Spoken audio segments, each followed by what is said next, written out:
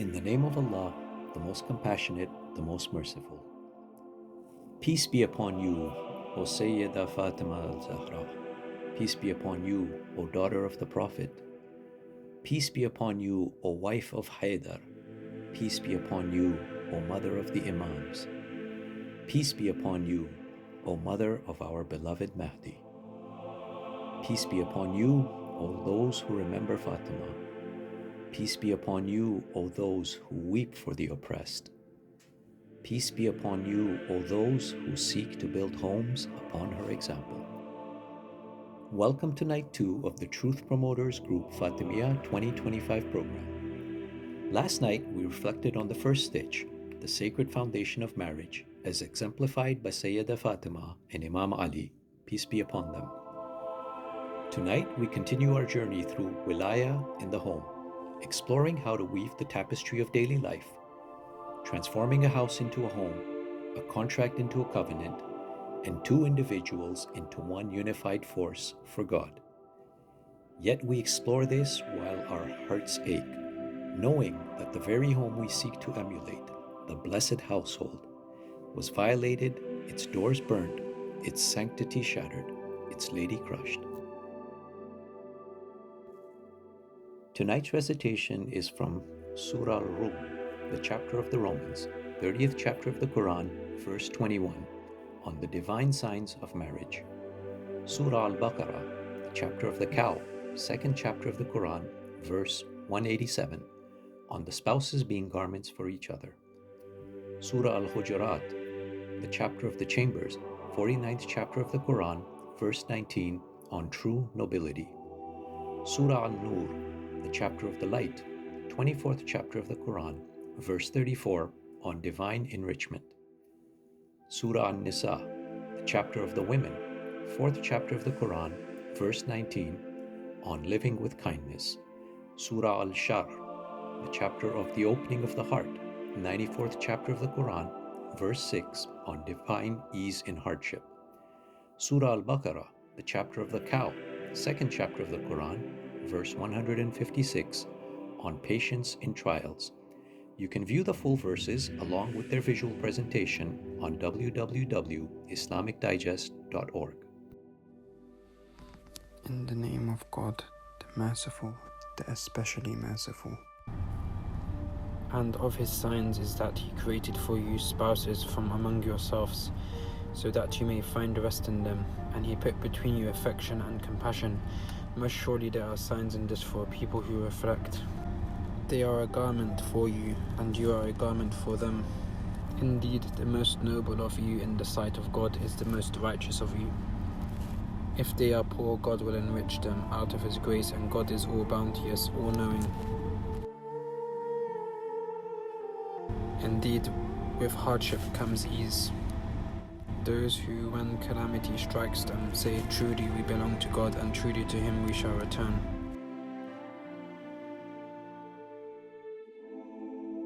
Welcome back. Our poetic couplet for tonight is titled The Unfolding Tapestry. You can watch the full couplet video and read the text at www.islamicdigest.org. As garments clothe each other, souls embrace. The husband shields, the wife adorned with grace. Not passive love, but daily choices made. Its thread of patience carefully is laid. Through Sazagari's art, the tapestry goes strong.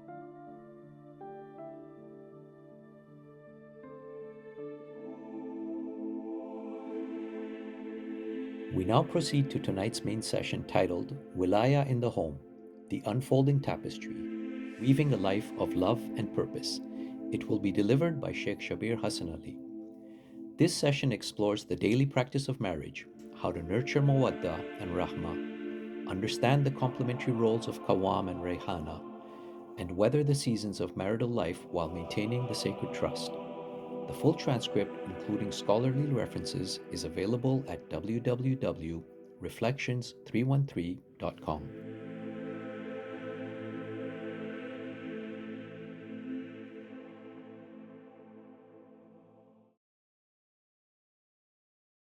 Okay, so I think it's good we start with Surah Al-Fatiha. بسم الله الرحمن الرحيم الحمد لله رب العالمين الرحمن الرحيم مالك يوم الدين إياك نعبد وإياك نستعين اهدنا الصراط المستقيم صراط الذين أنعمت عليهم غير المغضوب عليهم ولا الضالين صدق الله العلي العظيم.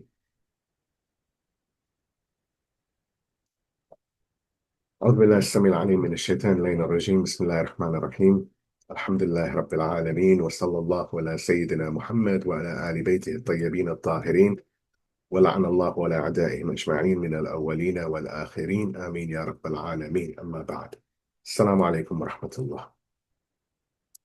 So this is session 2 in our 3-part Fatimiyyah series for 2025 or 1447 of the Hijri era. And the title, of course, is Wilayah in the Home, which is focusing on marriage and family based on the Quran, the traditions of Ahlul Bayt, peace and blessings be upon them, and the guidance drawn from the teachings of Imam Khamenei, may Allah protect him. As with all of our previous explorations into subjects such as the art of supplication, the lantern of the path, or tabyin, and so on, it is strongly recommended that everyone engage with the previous sessions, ideally in order, prior to consuming this one. This is due to the cumulative nature of our discussion. The manner of discourse requires that each part build upon the foundations laid in the ones that came before.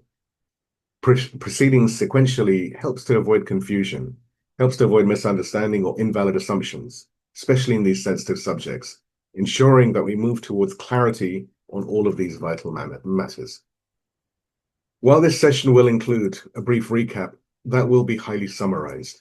And to grasp the full context and nuance of our first session on establishing the foundations, engaging with studying and reflecting upon the previous one is actually essential.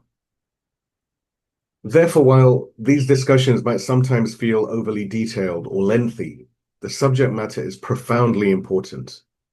We request patience and encourage everyone to read and study through to the end, to listen through to the end, following the progression of the series for maximum benefit. God willing, this journey will illuminate the path towards building stronger, Tawheed-centric, God-centric, faith-centered families. Please give me a salawat and we move on to the recap. اللهم صل على محمد وآل محمد وعجل فرجهم. So in our first session, we focused on the essential foundations required before the marital union is established. We began by framing marriage not as a mere social contract, but as a profound sacred covenant ordained by God. We explored how this union is built upon the divine gifts of tranquility, affection, and mercy, establishing God as the unseen third and central reality of the relationship. From this spiritual blueprint, we examine the critical process of spousal selection, emphasizing the primacy of religion, of faith, and of character, akhlaq, over all worldly or cultural filters. We presented robust evidence from the Quran, the Imams, peace and blessings be upon them, and contemporary scholars such as Ayatollah al-Masistani, Imam Khomeini, and Imam Khamenei, and so on, to dismantle un-Islamic, what we call jahili customs, ignorant customs, such as lineage exclusivity, for example, the whole idea of Sayyid-only marriages, and unequivocally the haram, forbidden nature of forced marriage. We then embrace the sunnah of simplicity, using the marriage of Sayyidah Fatimiyyah Zahra, peace and blessings be upon her, as our model to critique the modern burdens of excessive mahriyah and competitive jahaziyah, identifying them as practices that commodify the relationship and that create societal barriers. Finally, we address the external distortions from media, materialism, and pornography that create false expectations and clarify the wisdom of a timely marriage.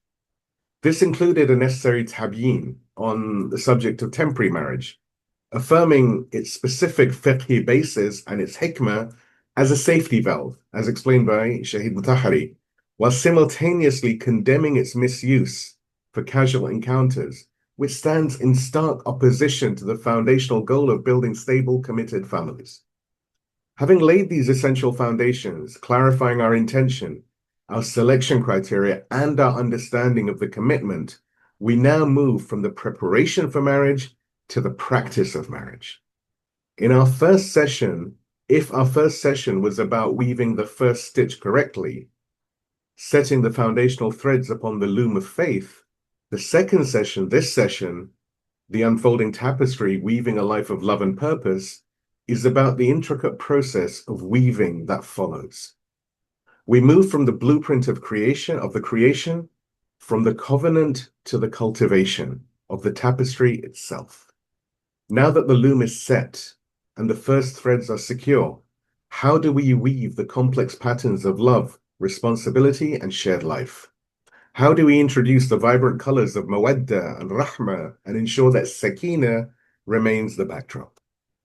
How do we navigate the tensions of the threads, the roles, responsibilities, and inevitable conflicts to create a beautiful, cohesive, and strong fabric, ensuring that the family becomes a testament to faith and a true manifestation of Wilayah? Please give me a salawat and we move on to the main part, which is Wilayah in the home, the unfolding tapestry, weaving a life of love and purpose. اللهم صل اللهم صل على على محمد محمد وآل وآل محمد محمد وعجل فرجهم. So the first point, the binding threads, nurturing mawadda, rahmah, and trust. In our first session, we established that God himself places mawadda, affection, and rahmah, mercy, between the spouses. These are the divine threads from which the tapestry of marriage is woven. However, these gifts are not static. A tapestry does not weave itself. These threads require active, continuous, and skillful cultivation. The unfolding tapestry of a shared life is the work of constant and conscious effort. Let's now deconstruct love, mawadda versus Hollywood or Bollywood. The first distortion we must address is the very definition of love. We live in a culture immersed in a culture from Hollywood, Bollywood, and all of this that relentlessly promotes a superficial, emotion-based concept of love. This love is about grand gestures, flowers and chocolates, constant romantic highs, and finding a soulmate who effortlessly completes us. This is not mawadda. This is the fading print on the fabric, not the thread itself. When the print fades, as it inevitably does when the realities of life, of bills and differing opinions set in, people believe the love has gone and the marriage has failed. Islamic mawadda is far, far deeper. It is an active verb. It is a commitment. It is the hard work of kindness, appreciation, sacrifice, and forgiveness, especially when the fleeting feelings of passion are at a low. This is the cement Imam Khamenei speaks of, where he says, love is the cement that holds these spouses together for each other. When there is love, there is also faithfulness. And the references are all in the write-up. I encourage everyone to review. True love is not just a feeling. It is a decision to care for the other's well-being and spiritual journey. Ayatollah Shahid Murtaza Mutahhari explains that Islamic marriage is based on a higher uniting factor than mere passionate love, which can be blind. It is based on a shared spiritual direction and purpose. When love is rooted in this shared journey towards God, it is sustainable. When it is rooted only in passion or in worldly benefits, it is unstable and it has no real foundation. Shaykh Mutahhari says, love and affection arising from spiritual and ethical harmony, or arising from shared thought and shared belief, or arising from the perfection of beauty, art, and virtue of the beloved, or arising from their goodness and service, is a matter that is reliable and can keep the hearth of the family warm. But sexual, passionate loves are fleeting. Just as they appear quickly, they are extinguished quickly. Such loves cannot be the fundamental basis for marriage. Let's now look at the soil of love, trust as a two-way street. This profound mawadda can only grow in the soil of mutual trust. Without trust, the thread rots. God warns us in the Holy Quran about the destructive nature of baseless suspicion, what we call su'izan. In Quran, Surah Al-Hujurat, the chapter of the chambers, 49th chapter of the Quran, verse number 12, Allah subhanahu wa ta'ala says, O you who believe, O you who have faith, avoid much suspicion. Indeed, some suspicions are a sin. However, this is not a one-way street. This sacred injunction against feeling suspicion cannot be used as a shield by a spouse who is actively causing suspicion. Islam also commands us to be trustworthy and transparent. Imam Ali, peace and blessings be upon him, has warned, beware of the positions of accusation. Now, while this was advice to a governor, the principle is universal. Do not put yourself in suspicious situations that invite others to think ill of you. A spouse who is secretive with their phone, maintains inappropriate friendships, or is dishonest about their whereabouts is creating a fracture in the tapestry. They cannot then blame their partner for feeling suspicious. When doubt or suspicion does arise, it must be addressed.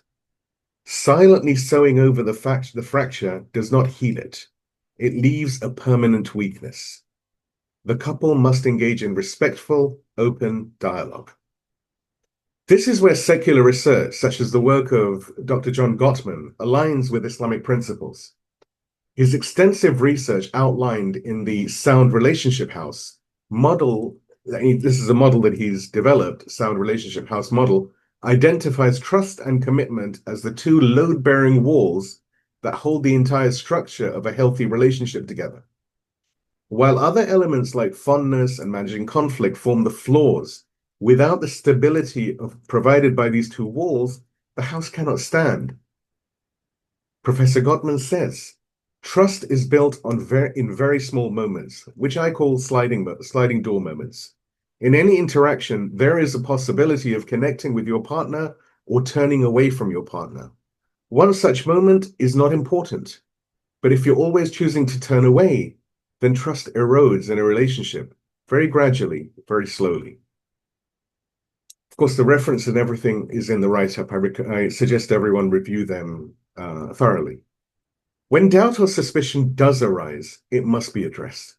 Silently sewing over the fracture does not heal it. It leaves a permanent weakness. As we said, the couple must engage in respectful and open dialogue. Ignoring a partner's genuine fears, dismissing them by quoting an ayah on suspicion, or refusing to be transparent, thereby failing to build trust in these sliding door moments, is an act of emotional manipulation that shatters trust. True rahmah or mercy involves giving your spouse the reassurance they need. And true taqwa or piety, God-wariness, involves living a life of such clarity that suspicion cannot find fertile ground. Let's now look at the second garment, concealment and its limits. This profound bond of love and trust is captured in one of the most beautiful metaphors for marriage in the Holy Quran. Spouses as garments, libas for one another. In Quran, Surah Al-Baqarah, the chapter of the cow, second chapter of the Quran, verse 187, Allah subhanahu wa ta'ala says, they are a garment for you and you are a garment for them. A garment serves three essential functions, and therefore so must a spouse. First, protection. A garment protects us from the elements. Spouses must also protect each other from sin, hardship, despair, and external attacks on their dignity. Secondly, adornment or zina. A garment beautifies us, and spouses must be a source of adornment for each other, elevating their character and piety, not a source of shame. And thirdly, concealment, satr. A garment conceals our physical flaws. Spouses have a profound duty to conceal each other's inner faults, weaknesses, and private mistakes from the world. Exposing a spouse's faults to family or friends is a betrayal of this sacred trust. As Imam Khamenei notes, this is the opposite of what a libas does. Imam Khamenei says, a garment both protects a person, beautifies a person, and covers their faults. A husband and wife must be this way for each other. Protect each other, cover each other's faults, beautify each other, meaning adorn one another in character and appearance. However, here we must apply a critical tabyin or clarification. This sacred duty of concealment is not a mandate for silent suffering, nor does it mean enabling sin or dysfunction. There is a profound difference between destructive gossip ghibah, and constructive consultation, istishara.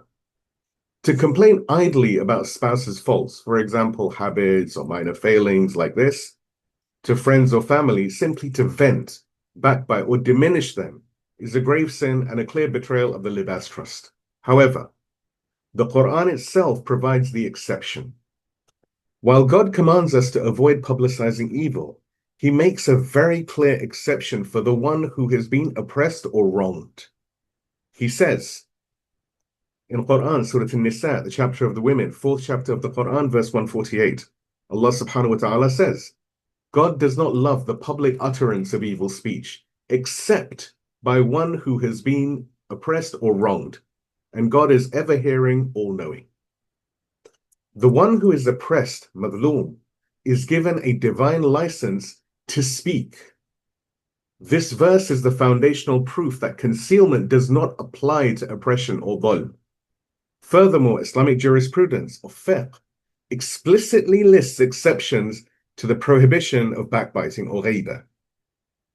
It is not a sin to speak of another's fault if it is for a legitimate overriding purpose.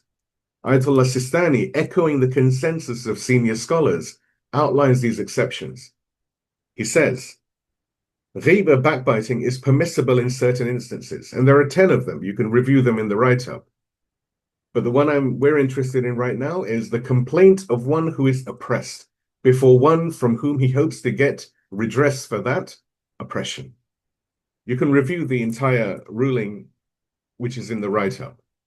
But this ruling provides the exact tabyin or clarification that we need.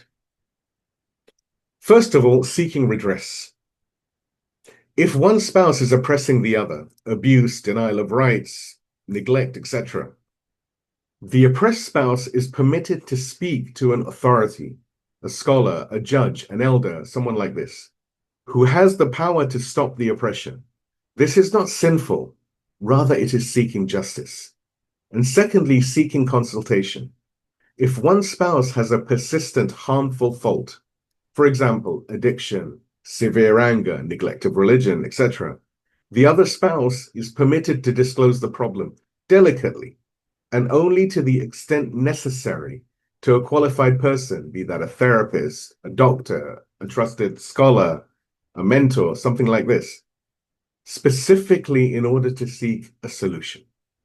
Therefore, we must address the guilt that many, especially women, feel when complaining. If the complaint is idle gossip, the guilt is justified. But if the complaint is actually a plea for help, something, a tadallum or an istishara intended to fix a damaging problem, then there should be no guilt. This desire to mend the relationship, to wash the linen to make it beautiful, is not a failure or a betrayal. It is in fact an act of great honor and the deepest manifestation of mawaddah.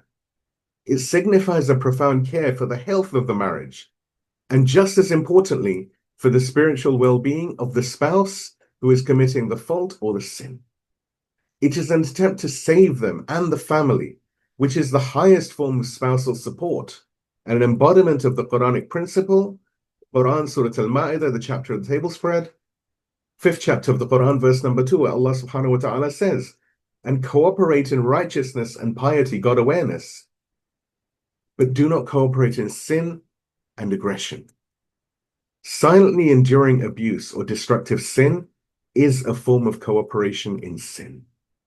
Seeking a remedy is cooperation in birr, in righteousness and taqwa. The tear in the tapestry, when concealment is not required. This brings us to the most critical distinction. The duty to conceal faults, absolutely does not apply to oppression, dhulm or harm, darar. A fault is a personal weakness, a loose thread, laziness, a short temper, a bad habit, like this. An abuse is dhulm, oppression. It is a tear in the tapestry. Physical violence, patterns of verbal degradation, psychological manipulation, financial exploitation, or deliberate and harmful negligence, whether from the spouse or from their family. Concealing dhulm is not piety. it is enabling sin. A spouse's role as libas is to protect their partner. If a husband is harming his wife or vice versa, he has violated his role as a libas, as a garment. Her first duty is to her own safety and her faith, not to concealing his crimes. Prophet Muhammad, peace and blessings be upon him and his family, has said, "The best of you is the best to his family, and I am the best of you to my family." This bestness is the antithesis of abuse. The confusion over roles is often used to justify harm, but Islamic teachings, when understood correctly, prevent this. The hadith from Imam Ali regarding the wife's role, as explained by Imam Khamenei, is a foundational principle of this protection. It clarifies the relationship is one of love and cherishing, not dominance and servitude. Imam Khamenei says, he quotes the hadith, "A woman is a flower, Rayhanah, not a chambermaid, Qahramani. A woman is a flower." How does one interact with a flower? Qahramani means someone who is a manager of affairs, a foreman on a building site, for example. Meaning, do not consider the woman in your house as your manager of affairs or foreman. The distinction here is key. While the hadith warns against treating the wife as a qahramani, a foreman or servant, this does not negate her foundational role as the honored internal manager of the household. In fact, Imam Khamenei explicitly affirms this positive managerial role using terms like mudir, manager, or kadbanu, which means lady of the house. Imam Khamenei says, prudence, management, and finesse. This is the work of the lady of the house, or kadbanu. He further defines this role as one of honored oversight and authority. He says, the one who administers, the lady of the house, means the one under whose supervision, oversight, prudence, and management the family environment is nurtured. Therefore, this hadith, she is a flower, not a foreman, is forbidding a dynamic of servile management, where the husband treats his wife as an employee to be ordered around. It is affirming her role as an honored partner, an internal director, who manages with finesse and must be treated with the due care due to a cherished Rayhanah. Therefore, any act of abuse, physical, psychological, verbal, or emotional, is a direct violation of the husband's duty as protector and a gross misunderstanding of this role. One does not crush a flower. One does not scream at a flower. One does not abuse the manager of one's home. If the tapestry is being torn by such oppression, it is not a fault to be hidden under the guise of garment or libas. It is a grave harm that must be urgently mended, which often requires seeking external help from elders, scholars, or other authorities, as we will discuss in the next session, God willing. So let's look at our lessons for the present. Love as active, trust as earned, and safety as non-negotiable. This understanding demands that we mature our view of love. True mawadda is not just the honeymoon period. It is the daily hard work of watering the plant, pulling the weeds, and protecting it. It is the commitment to be kind even when tired, to be forgiving even when hurt, and to prioritize the relationship's health over one's own ego. Trust must be treated as a two-way pathway. We must avoid suspicion, as the Quran commands, but we must also live a transparent life that earns trust and starves suspicion, as the hadith we mentioned guides. If genuine doubt arises, it must be addressed through compassionate, respectful dialogue, not accusations or defensive dismissals. Finally, we must internalize the limits of concealment. Our duty as libas is to protect our spouse, especially their dignity. But this never means concealing or enabling abuse, physical, psychological, emotional, or verbal. A home where dhulm or oppression exists is not a manifestation of wilayah and is not protected by a duty of silence. Seeking help to remedy a serious fault is honorable, and seeking help to stop abuse is a non-negotiable obligation. Now our call to clarify for this point, defining true love, trust, and safety. We must ask ourselves and clarify for our communities, are we promoting the sustainable, active mawadda of the Quran or the unsustainable, feeling-based love of Hollywood and Bollywood? Let us clarify that true love is an active verb and a deep commitment. We must clarify that trust is a two-way responsibility. While we must avoid baseless suspicion, su'izan, we must also clarify the grave sin of causing suspicion through secretive or inappropriate behavior. Clarify that using the prohibition of suspicion as a shield to deflect legitimate concerns is also a form of manipulation. Most critically, we must clarify the non-negotiable line between faults and abuse. Let us clarify to our sisters and brothers that concealing faults never means enduring oppression. Clarify that Islam guarantees safety and dignity, karama, in marriage, and that seeking help to stop abuse is a Quranic right. And let us clarify that seeking professional or scholarly help to remedy a serious fault is not an act of guilt, but an act of honor and a true sign of commitment to mending the tapestry. Please give me a salawat and we move on to the next point, which is the divine pattern, understanding Qawwam and Rayhanah. اللهم صل على محمد وآل محمد عجل. As we weave the tapestry of married life, we must understand the divine pattern through the threads of responsibility.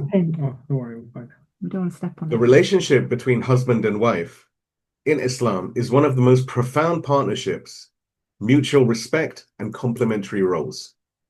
This is what it's based on.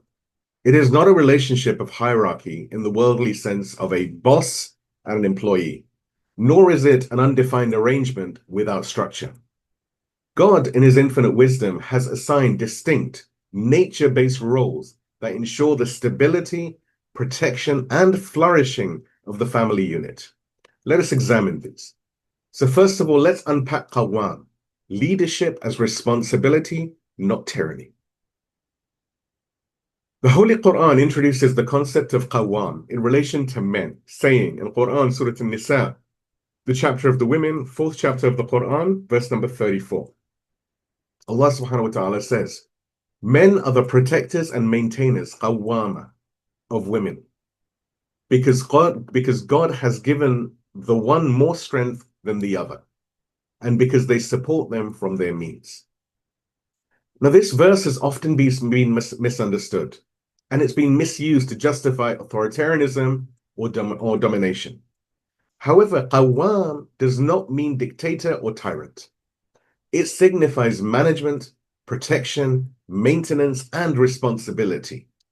Imam Khamenei, may God protect him, clarifies that this role is tied directly to the specific characteristics God has given man, making him more suited for the external struggles and protection of the family unit. Imam Khamenei says, men are the protectors and maintainers of women, meaning the supervision or management of the family's affairs is the responsibility of the man.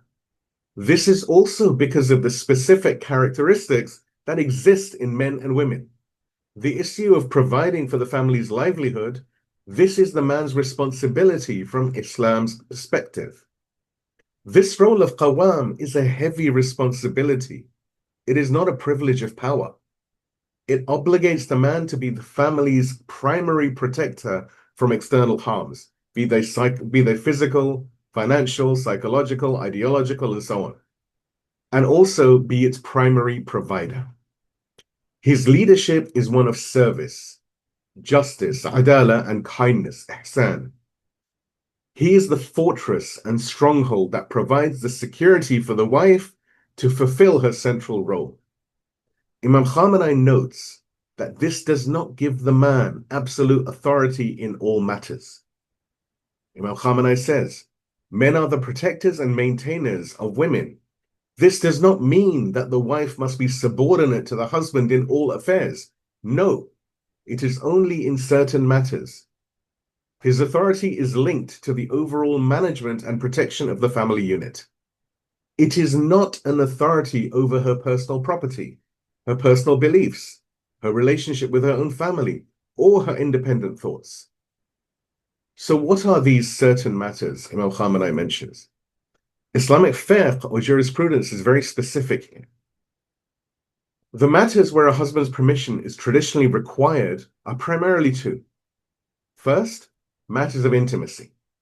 The wife is expected to be responsive to her husband's need for sexual intimacy, just as he is expected to fulfill his duties towards her. Of course, this does not apply during states of religious prohibition and so on. And number two, leaving the house. The wife traditionally requires the husband's permission to exit the home. However, and this is the critical tabyin, the clarification to prevent misuse, this rule is not absolute. It is qualified by justice, necessity, and prior agreements. The right of the husband to Qawwam, maintenance, is tied to his fulfillment of his duties, and his authority to grant permission for leaving the house is not a tool for oppression, for isolation, or for control. Ayatollah Sistani provides a comprehensive clarification on this matter, which outlines the rule and its crucial exceptions. A question was asked to said Sistani, can a woman leave the house without her husband's permission? He answered, the wife must make herself available to her husband for intimacy as he wishes, and it is forbidden for her to leave her house without his permission if it conflicts with his right to intimacy. Rather, based on obligatory precaution, she should not exit without his permission at all, except if the exit is for performing an obligation, something wajib, like the obligatory hajj, or for a necessity that requires her exit, like medical treatment, or if acquiring obligatory knowledge depends on her exiting, or if the exit is for a superior religious or worldly purpose and the husband is not capable of facilitating that goal for her. This clarification is vital. The husband's authority is not a tool for abuse.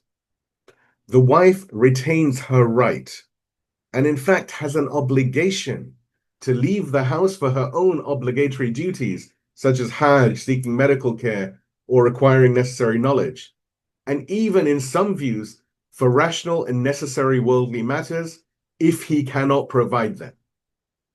Furthermore, all of these conditions are negotiable before marriage through stipulations in the marriage contract.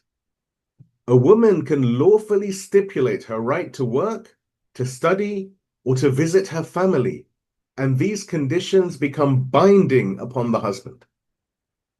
It is vital to understand that this fiqhi framework, with its rules and exceptions, is not intended to create a legalistic or adversarial home. The entire goal of the Islamic marriage, as we've established, is to foster sakina, mawadda, and rahmah. In a healthy, functioning Islamic marriage, built on these principles, these specific permissions rarely, if ever, become a bone of contention. Communication and consultation are natural. A wife who respects the partnership will naturally communicate her plans, and a husband who truly embodies his role as protector, not controller, and loves his wife as a Rayhanah, a cherished flower, would not be unreasonable, forbidding her, for example, from visiting her family or going shopping without a valid Shari reason. These rules are a structural safeguard for the family unit, not a tool for one spouse to exert arbitrary control over the other. The spirit of the law is mutual respect and cooperation, not patriarchal empowerment. A home built on unreasonable restrictions is the very opposite of sakina. His authority, the husband's authority, is linked to his primary responsibilities and is heavily qualified to prevent dhulm or abuse. Let's now understand Rayhanah, honor as partner, not servitude. Complementing the man's external role is the woman's central internal role, which is defined not by servitude, but rather by honor. The tradition from Imam Ali, peace and blessings be upon him, which we introduced in the first point, is the key to understanding this, as explained by Imam Khamenei. A woman is a flower, a Rayhanah, not a chambermaid, a qahramane. A woman is a flower. How does one interact with a flower? Qahramana means a manager of affairs, a foreman, meaning do not consider the woman in your house, your wife, as your foreman. This hadith is a profound clarification. It rejects a model where the wife is a qahramana, a foreman, a servant, an employee who simply takes orders. Treating her as such is forbidden and is within the realms of dhulm or oppression. Rather, she is a Rayhanah, a cherished flower, the source of beauty, of tranquility, and affection within the home.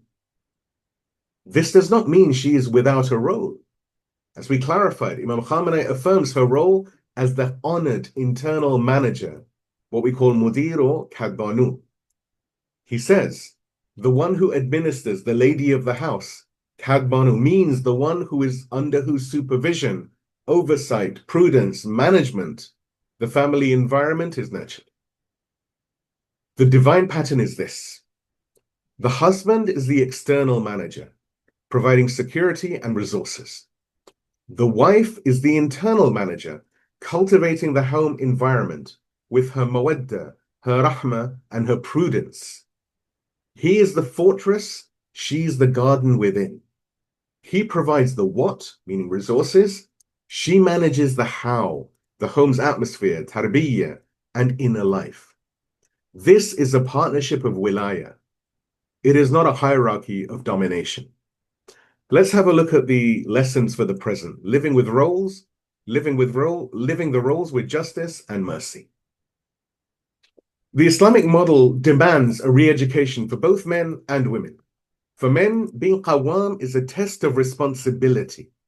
It means providing financially without acting like a dictator and protecting the family, including the wife, from one's own anger or the harm of one's own family without being controlling. It requires sacrificing one's ego for the well-being of the home. A man who uses this verse to justify shouting, demanding service, or belittling his wife has failed the test of being Qawwam and is committing dhulm, a terrible crime, and above all, a major, major sin. For women, understanding the role of Rayhanah and Kadbanu is a source of honor, not weakness. It affirms that the finesse, prudence, and compassion she brings to the home are her unique strengths and her primary domain of authority. It is her management and her affection that transforms a mere house into a warm home filled with sakina, tranquility. It is a role of active leadership, not passive servitude. Both roles are essential, complementary, and in God's sight, equal in value. Now I call to clarify for this point, rescuing roles from cultural distortion. We must ask ourselves and clarify for our communities, what is the true meaning of Qawwam? Let us clarify that it means responsibility for protection and provision, not a license for domination, control, or abuse. We must clarify that a man who harms his wife, be it psychologically, physically, emotionally, verbally, has failed in his primary duty as a Qawwam and stands accountable before God as an oppressor. We must also clarify, what is the true meaning of Rayhanah? Let us clarify that it signifies honor, respect, and cherished partnership. It is the antithesis of being a servant. We must clarify that the wife's role as the mudir, the internal manager of the home, is a position of authority and profound importance, essential for the family's spiritual and emotional well-being. By clarifying these balanced and just roles, we can dismantle both the oppressive cultural models of patriarchy and the reactive secular models that seek to erase the beautiful, complementary nature that has been designed by God. Please give me a salawat and we move to the next point, which is the balanced weave, home, faith, and society. اللهم صل على محمد وآل محمد عجل فرجهم. Understanding the divine pattern of roles as a partnership of Qawwam, protector, provider, and Rayhanah, cherished manager, brings us to one of the most pressing questions in modern life. How do we weave the threads of family responsibility with the threads of education, career, and social participation, especially for women? We're often presented with a false and damaging choice. Either a woman is a dedicated mother and wife, imprisoned in the home, or she is an enlightened, active member of society, liberated from the home. Islam rejects this either-or fallacy. Rather, Islam presents a both-and model, but one that is built on clear and wise priorities. Let us examine this. Firstly, the irreplaceable foundation, the role of mother and wife. The first principle is that the role of a woman within the family as a wife, and if God wills, as a mother, is foundational, primary, and irreplaceable. No other person or institution can provide the sakina, mawadda, and rahmah that a wife provides. Even more so, no one can replace a mother in the tarbiyyah, nurturing and upbringing of a child. Imam Khamenei states that this is, without exception, a woman's most important task or function. He says, I say that the most important role that a woman could fulfill, regardless of her level of education, knowledge, research, or spirituality, is that role that she would fulfill as a mother and as a wife. This is more important than all of her other roles. This is something that no one but a woman can fulfill. And the references, of course, are all in the write-up. I strongly encourage everyone to review them. Imam Khamenei is clear that a child needs the mother's embrace, her specific and special affection, and her gentle guidance to help develop a healthy, sound, and uncomplexed personality. This is a divine trust and an unparalleled art. Imam Khamenei says, if, as a woman, you decide not to raise your children at home, if you decide not to open up the ever so delicate threads of your child's emotions with your own fingertips so that they do not get tangled up later in life, then just know that no one else will be able to do this. Even a father cannot do this, let alone anyone else. This feat can only be accomplished by a mother. As for their employment outside the house, if you cannot do it, there will be tens of people to take your place. Hence, the priority must lie with the task that is irreplaceable. Let's now look at the open horizon, permissibility of external roles. The emphasis on the primary role does not mean the exclusion of women from society. Islam does not imprison women. On the contrary, it mandates social responsibility for all believers. Imam Khamenei strongly refutes the idea that he intends to imprison women in the home, using the Quran itself as a primary evidence for their social responsibility. He says, some people strongly oppose what we are saying. They would accuse us of wanting to imprison women in their homes and prevent them from participating in social activities. Nothing could be further from the truth. Islam demands nothing of the sort. When God says in the Quran, and the believing men and believing women are allies of one another, they enjoin what is right and forbid what is wrong. This is the Quran, Surah At-Tawbah, the chapter of repentance, 9th chapter of the Quran, verse 71. Imam Khamenei continues, in other words, believing men and women both play a role in guiding and protecting the community and society as a whole. Both must enjoin the good and both must forbid the evil. Since the Quran in the verse above has not excluded women, neither must we. Therefore, seeking education, working and engaging in social or political activity is entirely permissible, and in fact, at times, even necessary or obligatory for women. Imam Khamenei continues, we are not saying women should not do social work. There are some social tasks that are obligatory for a woman to perform. That task which is their responsibility, which they can do, which others cannot, and for which they have the talent, they must perform it. Let's now look at the divine condition, balancing the weave. Here then is the crucial point of balance. the condition that ensures the tapestry does not unravel. The external role must not come at the expense of the primary irreplaceable internal role. The family foundation must be protected. Imam Khamenei says, the desirability of a woman's presence in society is conditional upon preserving the foundation of the family. This is the divine balance. A woman can be a student, a doctor, a teacher, an activist, anything. But these roles must be woven around her foundational role as the heart of the home, not in place of it. If a career or social activity leads to the neglect of the spouse, to the abandonment of tarbiyyah for the children, or the erosion of peace within the home, then a serious imbalance has occurred. Imam Khamenei cautions that this is a mistake, often driven by Western values that wrongly equate a woman's worth with her employment status outside the home. Imam Khamenei says, social activities are permissible while preserving the aspect of motherhood. Of course, in some cases, a woman's social work may be an individual obligation, wajib aini, or a collective obligation, wajib kifay.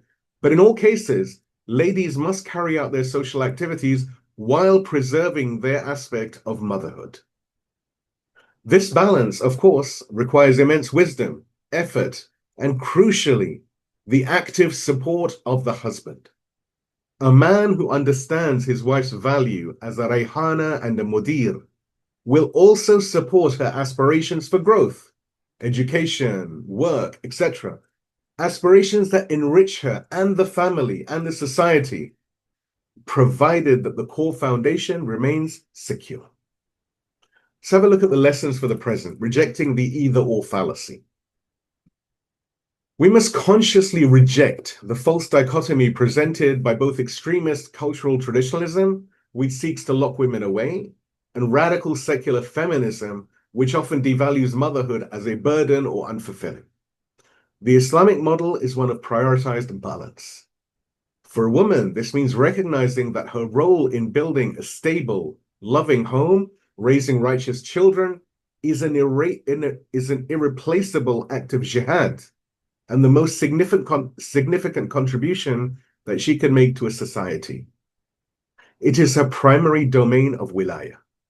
For a man, it means fully supporting this role, not by demanding servitude, but by providing protection, Qawwam, appreciation, and assistance, enabling her to fulfill this great trust, while also facilitating her personal and spiritual growth. Any external work or study must be weighed against this primary responsibility. Let's now have a look at our call to clarify for this point, championing the both and of Islamic priorities. We must ask ourselves and clarify for our communities, are we presenting women with a false choice between family and personal growth? Let us clarify that Islam champions both, but with clear priorities. We must clarify that the work of a mother and wife is not a low-status job, but rather is the most essential, honorable, and irreplaceable vocation for the health of a society. Let us clarify, as Imam Khamenei does, that education, work, and social participation are valuable and entirely permissible for women on the condition that they do not undermine this foundational role. We must also clarify for husbands that their duty as Qawwam includes supporting their wives' well-being and growth, not just limiting their activities. By championing this balanced both and model, we reject extremes and uphold the divine pattern that allows both the family and the individuals within to truly flourish. Please give me a salawat and we move to the next point, which is titled Weathering the Seasons, Accommodation, Conflict, and Spiritual Support. اللهم صل على محمد وآل محمد وعجل فرجهم. As the tapestry of marriage unfolds over years and decades, it will inevitably face different seasons. Not all days will be bright. There'll be moments of tension, disagreement, and strain. A tapestry woven only for bright sunlight will fade and tear in the storm. Islam, therefore, provides us with practical tools for building resilience, managing conflict, and transforming these challenges into opportunities for growth. Let's look at the first point, the foundational principle, accommodation, or what we call sazagari. The single most important principle for marital longevity, emphasized repeatedly by our scholars, is sazagari, which means mutual accommodation and compromise. This is not a sign of weakness. Rather, it's a sign of profound strength and wisdom. Imam Khamenei often recounts a very powerful memory of Imam Khomeini, may God rest his pure soul, when Imam Khomeini was officiating a marriage. Imam Khamenei says, "Once I went to see Imam Khomeini. He was about to solemnize a couple's marriage. He turned to the couple and said, 'Go and accommodate each other.' I thought to myself, how we normally give such long talks, and yet here the Imam summarized all of it in a single sentence. Go and accommodate each other." And the reference, of course, for this is in the write-up. Go and accommodate each other is the core directive. It means actively choosing to build a life together, which requires both partners to move beyond their egos, overlook minor faults, and compromise for the sake of the family unit. Imam Khamenei describes this accommodation not just as helpful, but as the very basis for the survival of the marriage and an essential necessity. He says, Sazagari, accommodation in the family environment, is among the necessities. Accommodation in life is the basis for the survival of life. That is, survival of the marriage. This is the practical application of rahmah, or mercy. Let's now have a look at the red line, the sin of abuse or dhulm. Now, this call for accommodation and patience, however, has a very critical red line, the same way as the duty of concealment or libas does. Accommodation does not mean enduring dhulm or oppression. While disagreements are normal, the method of disagreement is what defines a marriage's health. The use of shouting, name-calling, swearing, belittling, threats of any form, emotional, psychological, physical violence, is absolutely forbidden and constitutes dhulm. This is a gross violation of the covenant. A spouse who resorts to such behavior has not only failed to be a libas, a garment, but has also violated the command to treat their partner as a Rayhanah, a cherished flower. One cannot accommodate being crushed. The Holy Prophet, peace and blessings be upon his family, set the standard, stating, the Messenger of God said, "The best of you is the best of you to his family, and I am the best of you to my family." As we've said, this bestness is the antithesis of abuse. The prohibition against harm is severe. The Prophet and his family have warned in the strongest terms against physical violence in the home. There is a hadith, says, the reference of course is in the write-up, "So any man who slaps his wife once, God the mighty and majestic will command Malik, the treasurer of the fires, to slap him on the heat of his face 70 times in the fire of hell." The command from God in the Quran is clear. He says in Quran, Surah An-Nisa, chapter of the women, 4th chapter of the Quran, verse 19, Allah says, "And live with them in kindness." Kindness, or ma'roof, is the baseline, and abuse is its direct opposite. Imam Khamenei is unequivocal on this point, condemning any use of force, coercion, or belittling within the home. He says, a man's use of force in the home, insulting and belittling his wife, these are things that Islam does not permit. Now let's have a look at a very quick clarification. The prohibition of abuse is mutual. It is essential to clarify that this red line of abuse is bidirectional. While many traditions specifically warn men against harming women, logically, as they hold the position of Qawwam and, historically, the greater physical power, making their abuse more common and a more structurally dangerous form. The fundamental prohibition against dhulm and causing harm applies equally to both spouses. The Quranic metaphor of the garment is perfectly reciprocal. In the Quran, as we've said, Allah says, they are a garment for you and you are a garment for them. Just as the husband must protect his wife, she too must protect him. The foundational prophetic maxim, which is a pillar of Islamic jurisprudence, is universal and applies to all, including spouses, where the Prophet says, do not cause harm and do not reciprocate harm. A wife who verbally assaults her husband, belittles his role, engages in constant emotional manipulation, rebelliousness in its broader sense, for example, or psychologically abuses him, is also committing this dhulm or oppression. This is a reality, particularly in modern contexts, where distorted secular isms sometimes misinterpret empowerment as a license for aggression or disdain, leading to the very real phenomenon of men being abused by their wives. This is why Imam Khomeini's advice was, go and accommodate each other, not go and let the wife accommodate the husband. The duty is to be a source of sakina, tranquility, and rahmah. Mercy is mutual. Oppression has no gender, and the tapestry can be torn by either spouse.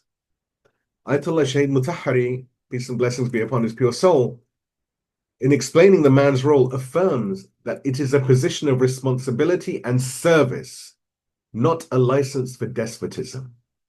Shahid Mutahhari says, when the Quran says men are qawwamun over women, it does not want to say that the man is a superior gender and women is an inferior gender. This is an assignment and a division of labor. This status of being qawwam, this headship, it is a duty, not a privilege. Therefore, a husband who uses his position to abuse his wife is not only committing dhulm, but is also failing in his primary duty. Sheikh Ali Raza Panhoyan often emphasizes that seemingly small acts of dhulm in the home are grave sins precisely because they violate the home's sacred purpose as a place of peace. He says, being ill-tempered in the home is like pouring poison, harsh words, breaking a heart, belittling. These are grave sins that happen in the home, and we sometimes consider them small. The sanctity of the home must be preserved. The home is the place of tranquility, not the place of tension and spiritual or emotional harm. This is a tear in the tapestry that requires immediate mending. And as we discussed in the first point above earlier, may indeed require external help being sought out. Next point, the highest support, partnership in faith.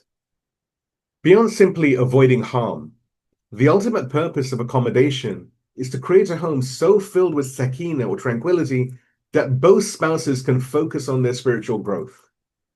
The highest and most profound form of spousal support is not worldly, but spiritual, helping each other on the path to God. This is the true meaning of Wilayah in the home, being allies in righteousness. Imam Khamenei explains that this is the greatest assistance a couple can offer each other. He says, the greatest support that a husband and wife can offer one another is to help each other stay on the path of God. They must assist each other in preserving their faith and protecting the well-being of each other. This means practicing Amr bil Ma'ruf and Nahy anil Munkar, enjoining the good and forbidding the evil within the home, but doing so with the utmost wisdom and love. It is not about policing or nagging. It is about a wife gently and lovingly encouraging a husband to be more patient or to ensure the income is halal, or a husband kindly supporting his wife in her pursuit of knowledge or in her hijab and such things. This mutual guidance, when done with mawaddah, is the most profound expression of love. Imam Khamenei says, husband and wife are the best guardians of each other on the straight path. In a healthy Islamic marriage, spouses are not competitors. They are teammates, each responsible for helping the other reach paradise. Let's now have a look at our lessons for the present, the tools for weaving. The practical lesson from Imam Khomeini is that we must enter marriage with the intention to accommodate. This means managing our own egos. When conflict arises, the goal should not be to win the argument, but to solve the problem in a way that honors the covenant. This requires active listening, empathy, and a willingness to apologize when wrong. We must also internalize the absolute prohibition of emotional, psychological, verbal, physical abuse. Shouting at a spouse or calling them names is not a mere loss of temper. It is a sin. It is a great sin and an act of oppression, of dhulm. It is behavior that tears the tapestry, and it has no justification. The highest application of love is to care for our spouse's akhirah, her hereafter. This means creating an environment where it is easy to be good. It means praying together, reminding each other of God gently, celebrating achievements, spiritual achievements, making the home a shared platform for ascending towards Him. Let's now look at our call to clarify for this point, accommodation versus abuse. We must ask ourselves and clarify for our communities, are we promoting the mutual accommodation that Imam Khomeini advised, or are we fostering stubbornness and ego? Let us clarify that compromise is a strength, not a weakness, and is essential for a lasting marriage. Most importantly, we must draw a bright, unambiguous line between accommodation and abuse in both directions. Let us clarify that accommodating faults, like messiness or forgetfulness or like this, is a virtue.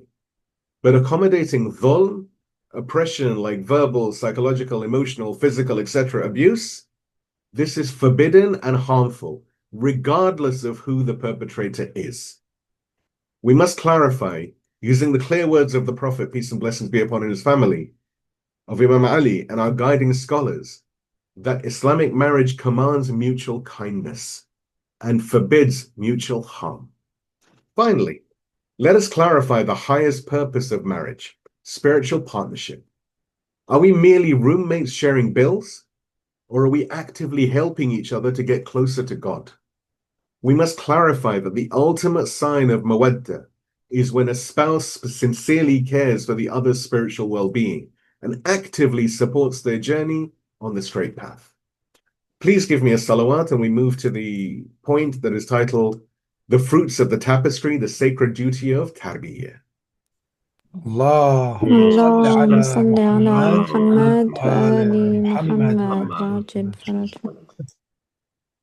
The tapestry we weave through marriage, bound by threads of mawadda, patterned by the roles of Qawwam and Rayhanah, and mended by sazigari accommodation, is not merely for our own comfort. Its ultimate purpose is to create a sanctuary, a sacred space for its most precious fruit, the next generation. The family in the Islamic worldview is the first, most essential, and most powerful school or madrasa for humanity. It is here that the foundations of faith, character, and emotional health are laid. Let's look at the irreplaceable architect, the mother's role. While both parents are responsible for the child's upbringing, tarbiyyah, Islam designates a central and irreplaceable role for the mother. This is not a role based on cultural tradition, but rather on divine design, acknowledging the unique spiritual and emotional capacities God has granted her. No institution, no school, and not even the father can replicate the formative impact of a mother's embrace. We'd quoted from Imam Khamenei earlier on about this, where he said, if as a woman you decide not to raise your children at home, if you decide not to open up the ever so delicate threads of your child's emotions with your own fingertips so that they do not get tangled up later in life, then just know that no one else will be able to do this. A father even cannot do this, let alone anyone else. This feat can only be accomplished by a mother. This tarbiyyah is not a formal academic process. It is the transmission of values through presence, affection, and righteous conduct. Imam Khamenei also says, a mother can bring up her children in the best way possible.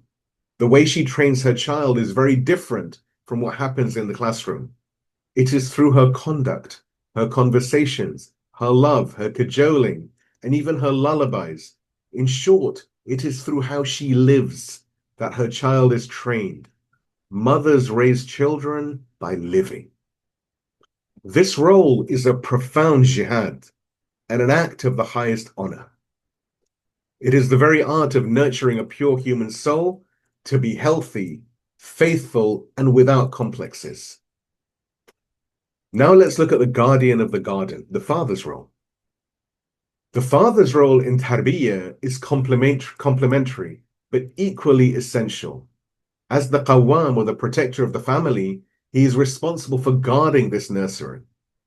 He provides the physical security, the halal provision, and the strong framework of Wilayah authority that allows the mother and children to flourish in peace. He is the first example of just leadership and strength. However, his role is not limited to provision. He must also be an active participant in nurturing his child's faith and character, not as a distant authority figure, but as a compassionate guide and friend. Imam Khamenei's advice points to this dual role of authority and intimacy, where he says, "The best fathers are those who are friends with their sons and daughters. On the one hand, they offer the fatherly authority and guidance and a helping and loving hand. But on the other, they also offer the intimacy of a friend. If your child has a question or wants to talk or needs to confide in someone, let it be you or your wife that the child first turns to." This theme of the father as both guide and friend is a consistent part of Imam Khamenei's guidance on family life. Scholarly analysis of his views affirm this emphasis. There is a conference paper on the Islamic family from the perspective of Ayatollah Khamenei, which highlights this specific point. It says, "The man must also, alongside guiding the children, be intimate as a friend with them." Similarly, the academic analysis by Ahmed and Nohe identifies several key components of his recommended, Imam Khamenei's recommended child rearing practices. The necessity of love for children, deep attention to children's heartaches, their complaints, their confiding, and questions. The necessity of friendship with children. This confirms that the father's role is not one of a distant provider, but an active, loving, and friendly guide who listens to his children's problems and provides a safe space for them to confide. Let's now look at the ultimate goal, raising servants of God. The ultimate goal of Tarbiyyah in the Islamic paradigm is not to raise children who are merely successful in worldly terms, rich, famous, or professionally accomplished. The goal is to raise children who are righteous servants of God. The model for this is none other than the family of Sayyidah Fatimiyyah Zahra, peace and blessings be upon her. She, the perfect Rayhanah, in a home protected by the perfect Qawwam, raised children, Imam Hassan, Imam Hussein, said Zainab, whose servitude to God preserved Islam itself. Imam Khamenei says, the role of mothers in nurturing the companions of Imam Hussein and Sayyid Zainab. He talks about this greatly. This is the standard we aspire to, raising children who recognize the Wilayah of God and his representatives, and who are willing to stand for justice and truth, just as the children of Sayyidah Fatimiyyah Zahra did. Now here we must have a very important clarification, when the tapestry has a different pattern, the test of infertility. We must pause here with humility and deep compassion. For many righteous, loving couples, this discussion on Tarbiyyah and children can be a source of profound and silent pain. They yearn for these fruits, yet for reasons known only to God, perhaps a medical condition, a necessary hysterectomy, or other challenges, they are not granted them. It is a grave mistake and a form of jahili thinking to interpret this as a divine punishment or a sign of being damned. Infertility is not a failure. It is a profound divine test, just as having children is in itself a different yet equally heavy test. We see in the Holy Quran that one of God's own chosen prophets, Prophet Zakaria, peace and blessings be upon him, experienced this very test, living with the pain of childlessness far into his old age. His story validates the human feeling of sadness, but more importantly, it teaches us the correct response, turning that pain into sincere dua. In Quran, Surah Al-Anbiya, the chapter of the prophets, 21st chapter of the Quran, verse number 89, Allah subhanahu wa ta'ala says, and Zachariah, when he cried out to his Lord, my Lord, do not leave me barren or solitary, and you are the best of inheritors. God explicitly states in the Quran that this is part of his sovereign decree and wisdom, not punishment. He chooses the nature of our families. In Quran, Surah Ash-Shura, the chapter of the consultation, 42nd chapter of the Quran, verses 49 to 50, Allah subhanahu wa ta'ala says, to God belongs the kingdom of the heavens and the earth. He creates what he wills. He gives female offspring to whom he wills, and gives male offspring to whom he wills. Or he couples them, males and females, and he makes barren whom he wills.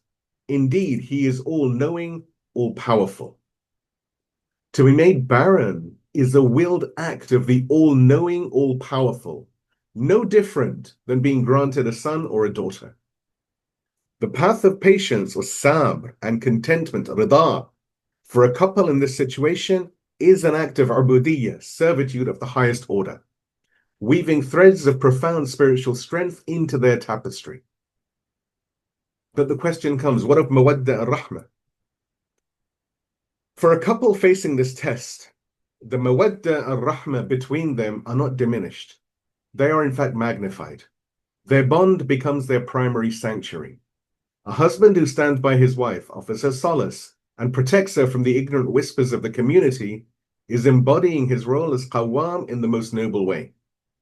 A wife who remains a source of sakina for her husband, sharing their grief, but building their sabr or fortitude together, is the epitome of a Rayhanah. Their love is no longer just for building a family, but for surviving a shared test, a profound jihad of the soul. Let's now look at redefining fruitfulness, a broader tarbiyyah.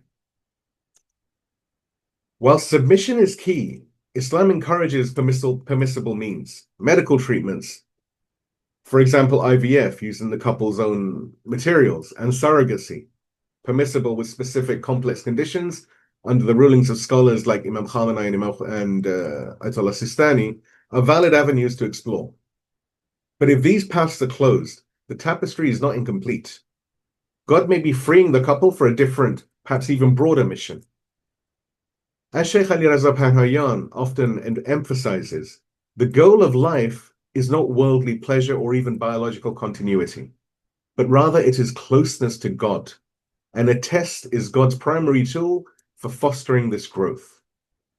Raib Panhayan, he says, fundamentally, the basis of this world is hardship.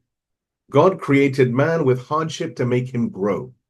Pleasures are auxiliary tools for bearing the hardship and for reaching that primary goal.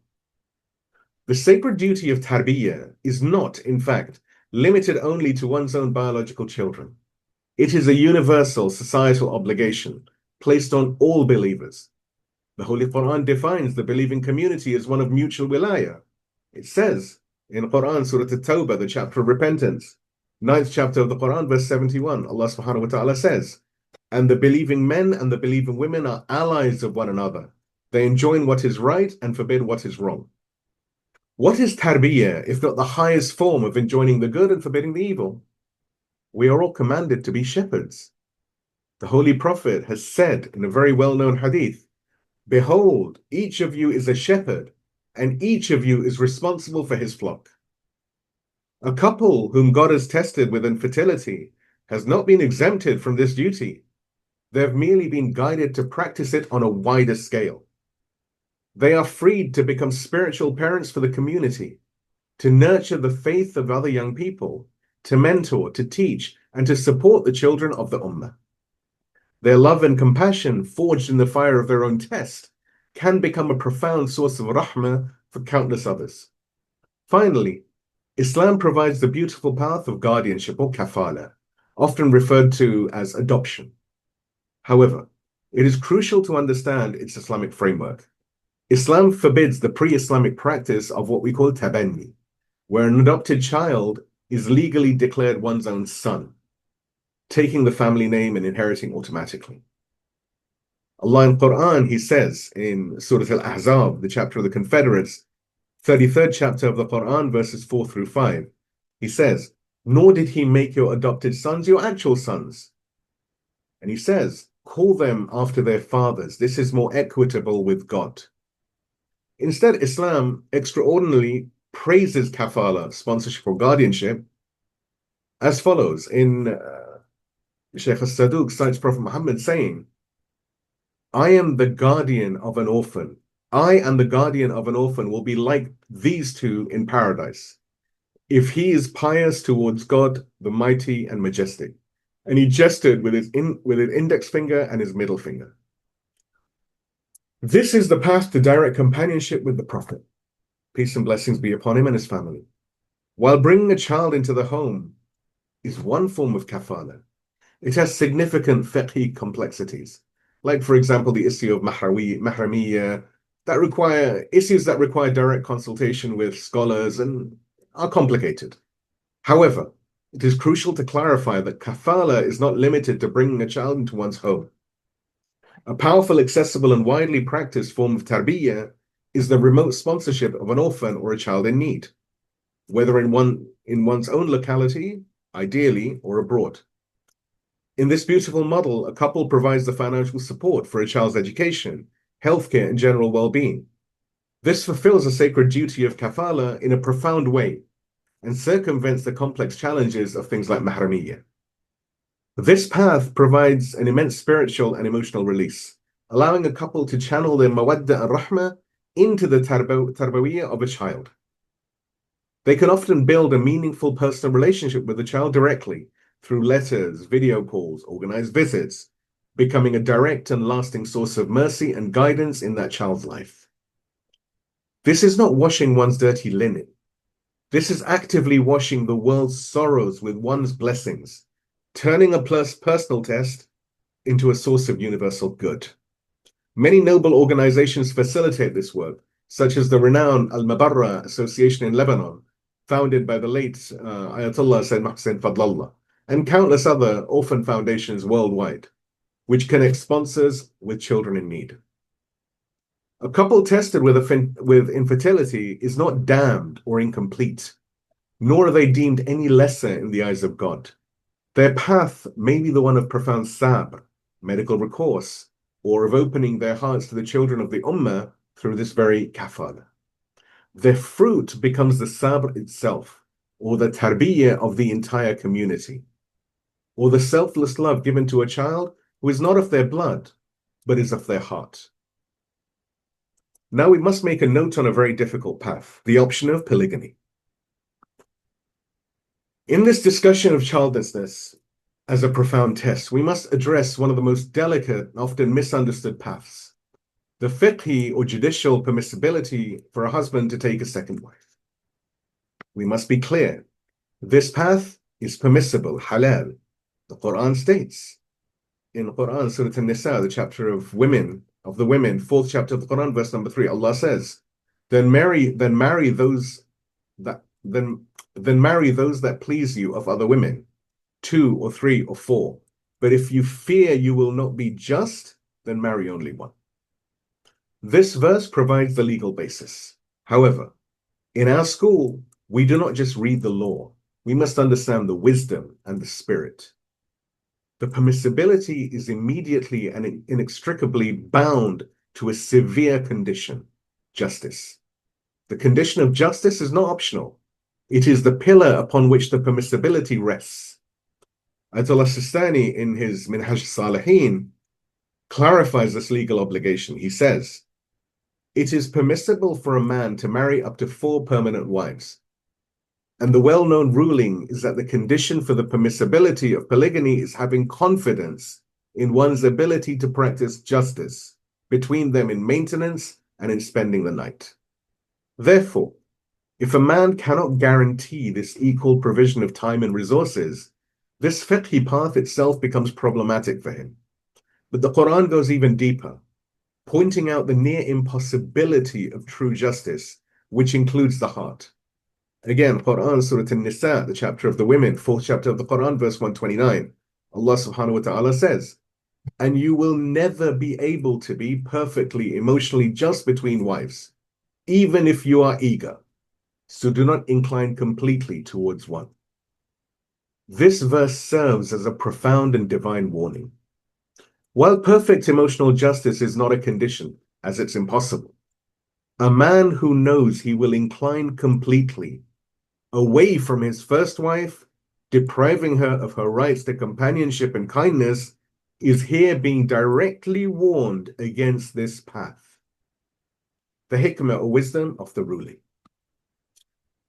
Ayatollah Shaheed Murtala Mutahari, may God rest his pure soul, explains that Islam did not initiate polygamy. It regulated and limited a pre-existing, unrestricted practice.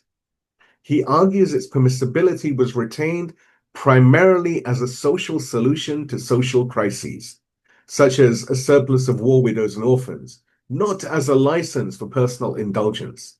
Shaykh Mutahari says, Islam did not innovate polygamy.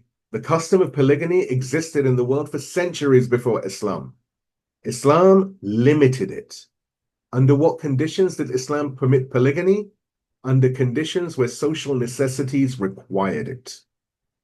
And like with all of these references, they're in the write-up. I really strongly recommend people review the write-up. Let's now look at applying this to infertility, a path of great harm. Now let us apply this to the heart-wrenching test of infertility, where a wife is unable to bear children. Number one, it is not a cure-all. There is no guarantee that the husband will have a child with the second wife. The challenge of infertility may lie with the husband, or it may be God's will in the second instance as well. Number two, the immense harm or darar. The primary concern here is the state of the first wife. She is already enduring one of life's most profound tests, a test of her health, her hopes, and her identity. To introduce a second wife specifically because of this medical condition can inflict immeasurable emotional and psychological harm. This is direct violation of the prophetic command.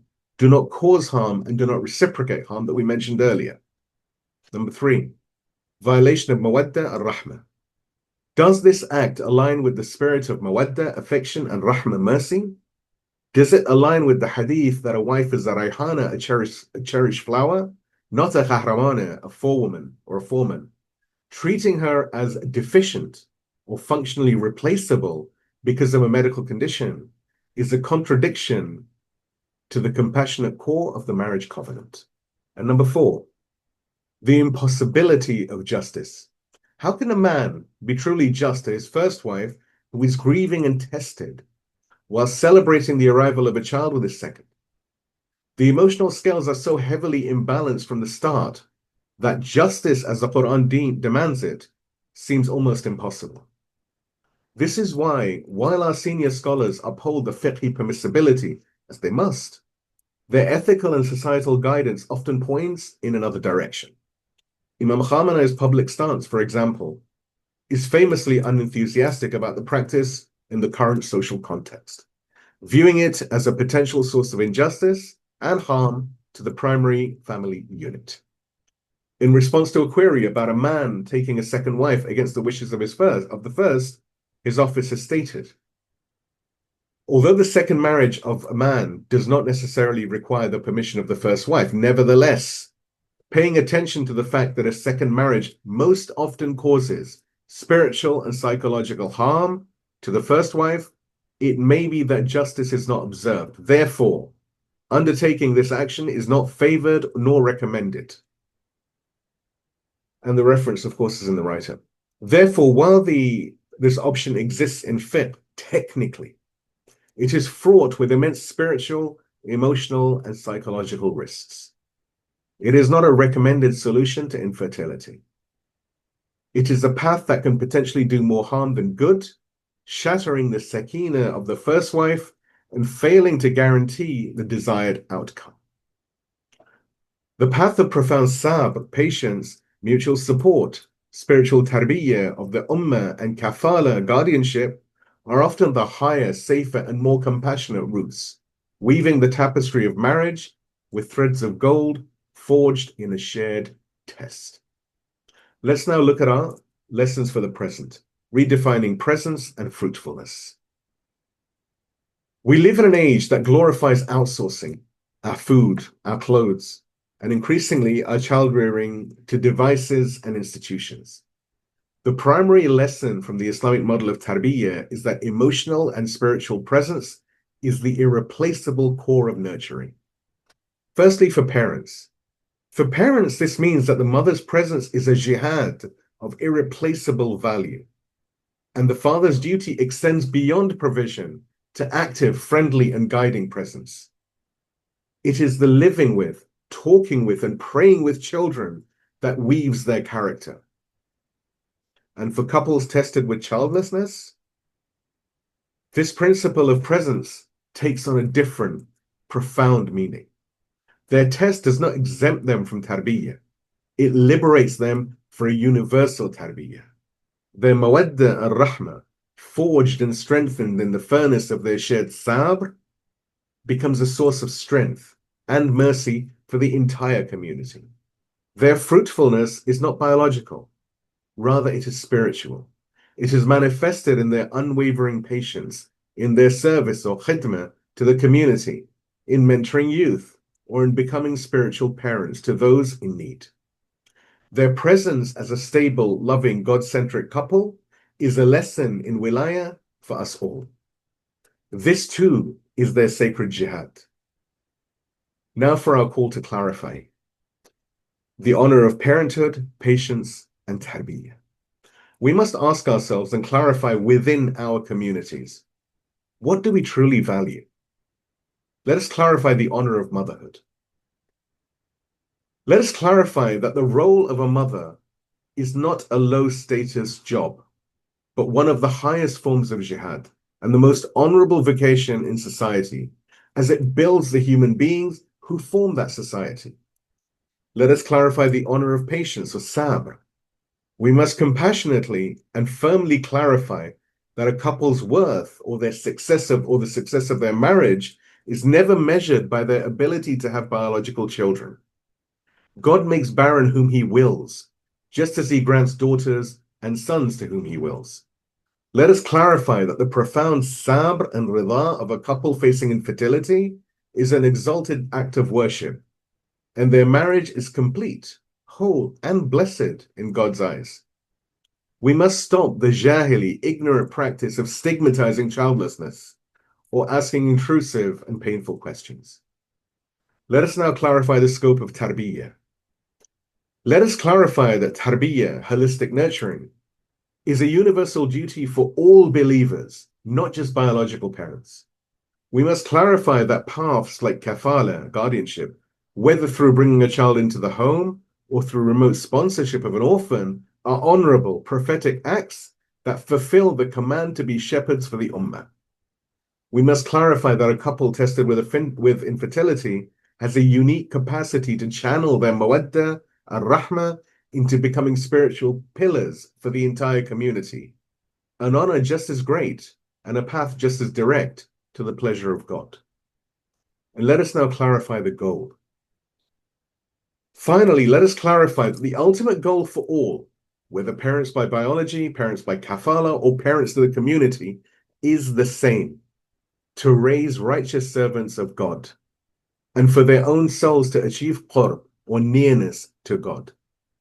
The true fruit of any righteous life is measured by taqwa, sabr, khidmah, and commitment to the wilayah of God and his awliya. Please give me a salawat and we move to the conclusion. اللهم صل على محمد وآل محمد. So let's now look at strengthening the conclusion, strengthening the sacred through truth. Some may feel uncomfortable with our frank discussion of abuse, marital conflict, and the limits of patience. There may be a fear that acknowledging these painful realities somehow weakens the sanctity of marriage or opens the door to its dissolution. We believe the absolute opposite is true. A building whose foundational cracks are ignored will eventually collapse, while one whose damage is swiftly identified and repaired can stand for generations. Similarly, the institution of marriage is not protected by a culture of silence surrounding its challenges. It is protected only by courageously addressing those challenges within an authentic Islamic framework. When we clarify that dhulm or oppression fundamentally violates the marital covenant, we are not weakening marriage, we are purifying it, striving to return it to God's divine blueprint of sakina, mawadda, and rahmah. When we seek to distinguish between normal everyday conflicts requiring sazigari accommodation and destructive patterns of abuse requiring intervention, we are not encouraging divorce. We are in fact working to prevent it by addressing problems before they become irreparable.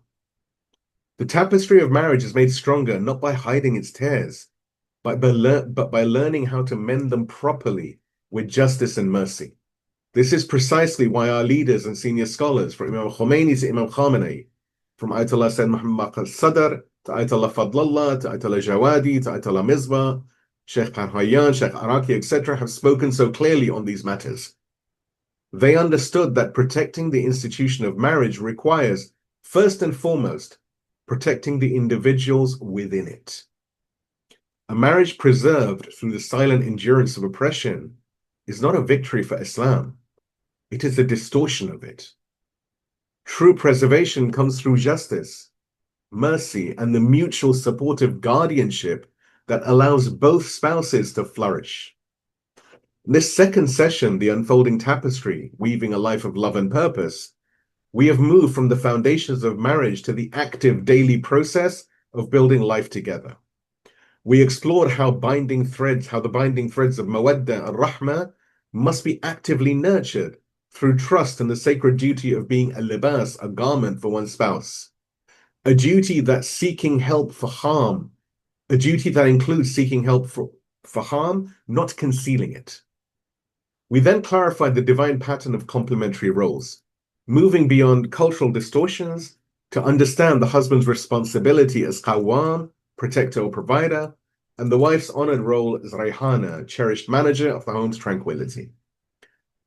We affirmed the balanced weave of Islamic life, where a woman's primary irreplaceable role in the family is her greatest jihad, while her participation in education, work, and society is a valued right, provided it does not unravel that foundational weave.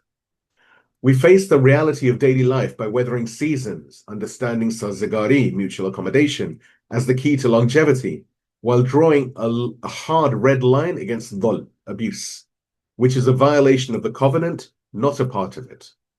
Finally, we celebrated the fruits of the tapestry, the sacred duty of tarbiyyah, nurturing children, clarifying the irreplaceable role of the mother, the supportive role of the father, and the profound, compassionate paths of sabr and patience and guardianship, kafala, for those tested with infertility.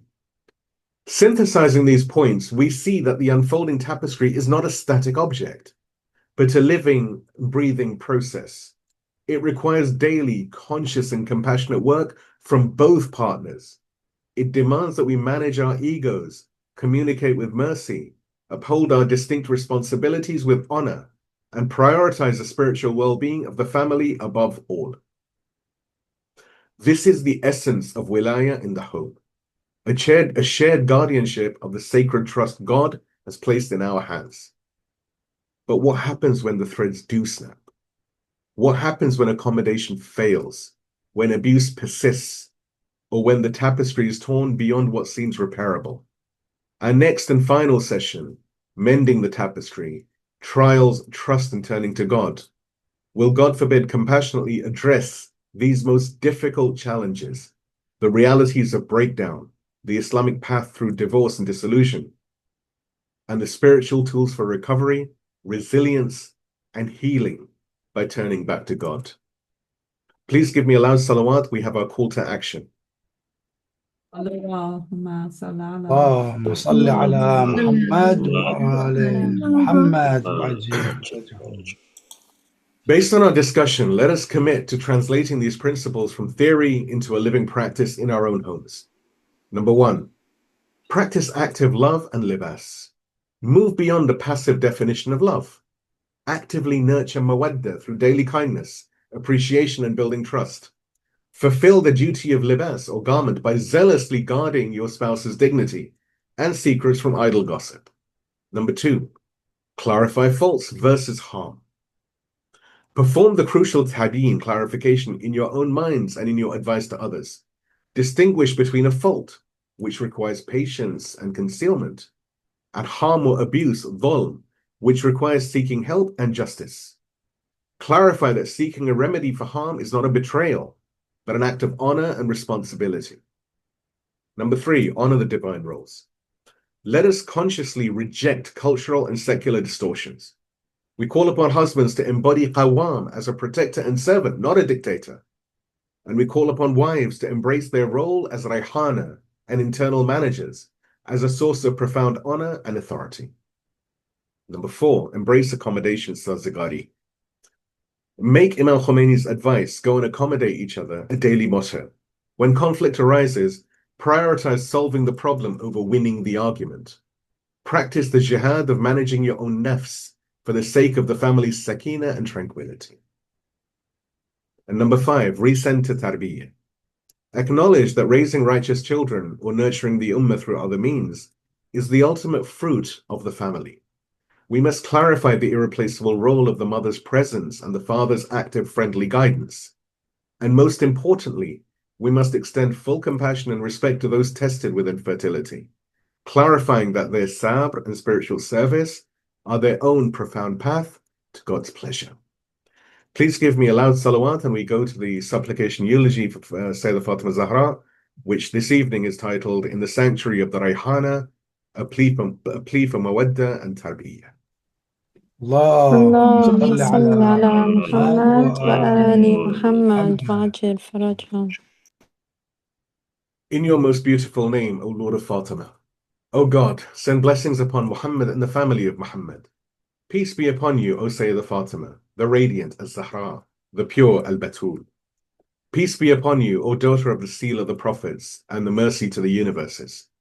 Peace be upon you, O wife of the master of the successors and the commander of the faithful. Peace be upon you, O mother of the masters of the youth of paradise, Hassan and Hussein, and O spiritual mother of the imams of guidance. Peace be upon you, O test with which the believers are tried, O essence of faith and treasury of the knowledge of God. O mistress of the women of the world, our hearts are heavy with sorrow as we commemorate the oppression you endured. We offer our deepest condolences, first and foremost, to your grieving son, the remnant of God, our awaited Imam, the son of Zahra. May you, O God, hasten his noble reappearance. We offer our condolences to your noble father, who called you a part of himself, to your devoted husband, Imam Ali, peace and blessings be upon him, who lost his greatest earthly solace, to your infallible children, peace be upon them all, to our guiding scholars, to our leader, Imam Khamenei, and to all believers who feel the ache of your loss and the injustice you faced. O Sayyidah, O Rayhanah of the Prophet, we have spent this session reflecting on the unfolding tapestry of marriage, a life you and Imam Ali perfected. We have strived to understand that the threads of mawadda and rahmah must be actively nurtured, not just felt. That spouses are libas, garments for each other, a sacred trust to protect and conceal faults, but never to conceal or enable dhulm or abuse. That the divine pattern holds honor for both, the husband as a just protector, and the wife as a cherished Rayhanah and honored manager, mudir, of the home's tranquility. That accommodation, sazagari, is the key to enduring conflict, but that this virtue must never be manipulated to demand patience in the face of abuse, which is a haram violation of the covenant. And that the ultimate fruit of the tapestry is tarbiyyah, the sacred duty of raising righteous servants of God, a jihad for mothers and a duty for fathers. Therefore, O mistress of the home, we turn to God seeking your intercession. O God, by the sanctity of Fatimah and her station, grant us the wisdom to build our own homes upon the divine pattern. Help us to nurture mawadda and rahmah as active verbs of service and sacrifice. Grant us the clarity to be true libas for our spouses, concealing their faults from the world. But grant us the tabyin, the clarification, and courage to never cooperate in sin or remain silent in the face of dhulm or oppression. O God, bless our men with the true understanding of Qawwam, the strength of a protector, the justice of a leader, and the mercy of a companion. And bless our women with the honor of Rayhanah, to find strength in their finesse, authority in their management, and profound purpose in their irreplaceable role. Instill in us the wisdom of Imam Khomeini's advice, the strength for mutual sazigari accommodation. O God, by the tears of Sayyidah Fatimah Zahra for her children, bless us with the focus and patience for tarbiyyah. Make our homes sanctuaries that raise children devoted to you. And O God, by the patience of Zakaria and the submission of Sayyidah Fatimah Zahra, we ask you to envelope those couples tested with infertility in your special rahmah.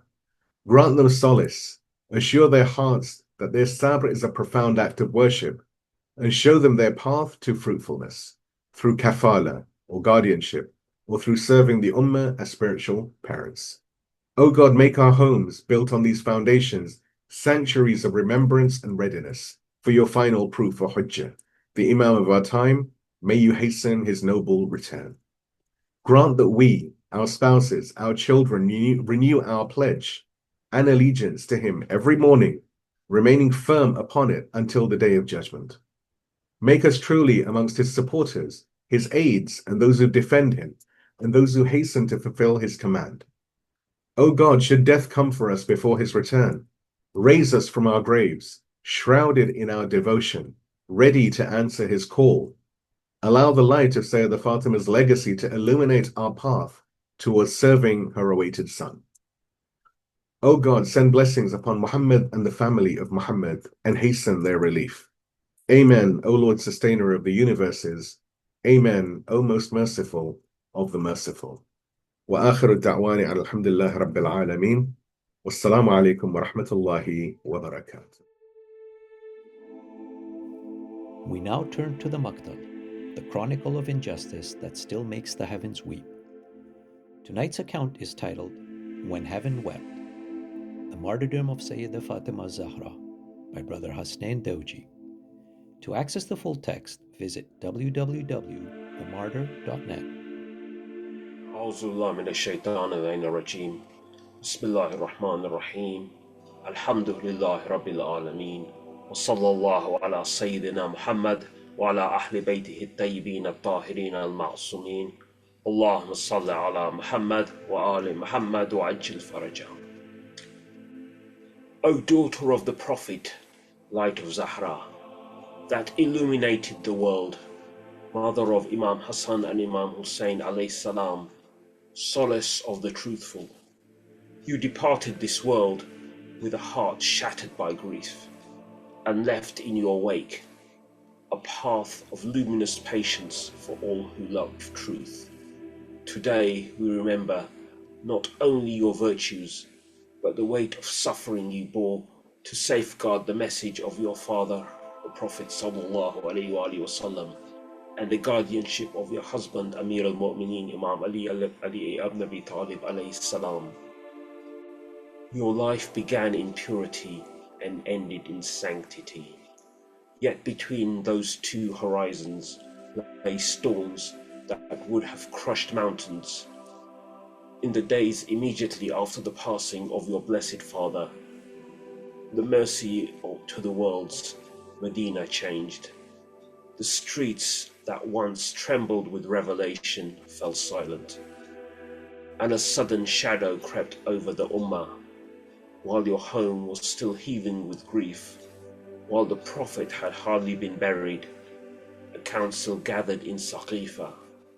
What should have been a gathering to console and to obey the Prophet's final instructions became the scene where the covenant of Ghadir was cast aside, and the right of Imam Ali alayhi salam, the brother, the appointed guardian, the one raised by the Prophet, declared before the multitude, was usurped. how heavy these moments were for you, O Zahra. You knew the truth not by report, but by certainty. You whose soul was mirror to the Quran itself, you saw the Ummah veer, and yet did not turn away. You stood a single woman with a broken heart as the Ummah's conscience. And then came the day that broke the hearts of the lovers until the end of time.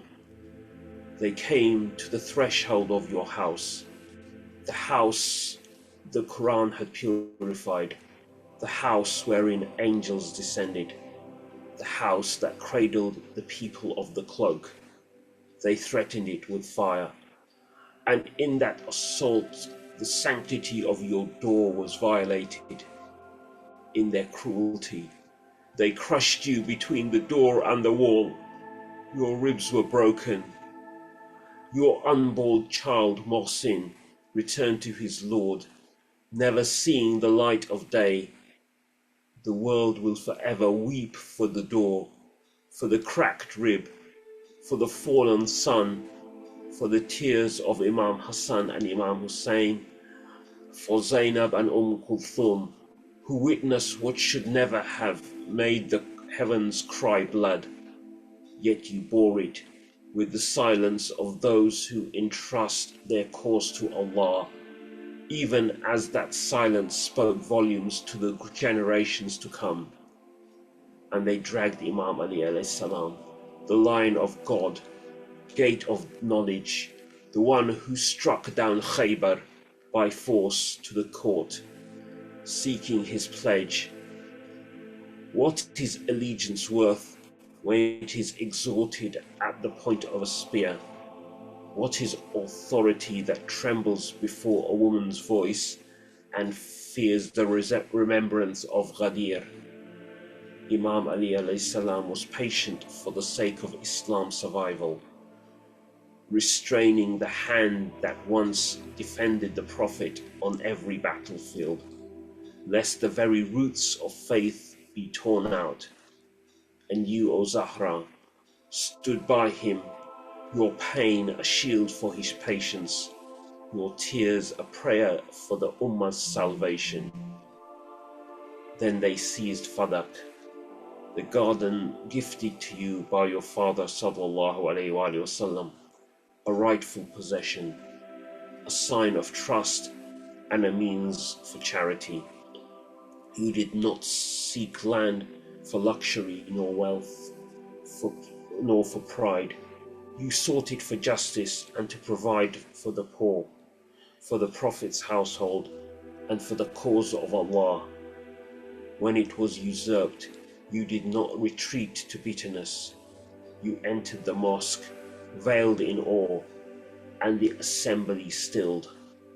Like your father, you began with the praise of the Lord, testifying to his oneness, to the mission of the Prophet, and then you delivered what history would come to know as the Sermon of Fadak, an ocean of Tawheed, law, ethics, and the rights of leadership. You reminded the people that the Quran is a living covenant, not a banner to be waved when convenient and folded away when it burdens the powerful. You explained zakat, prayer, justice, and the Prophet's trust in Imam Ali alayhi salam.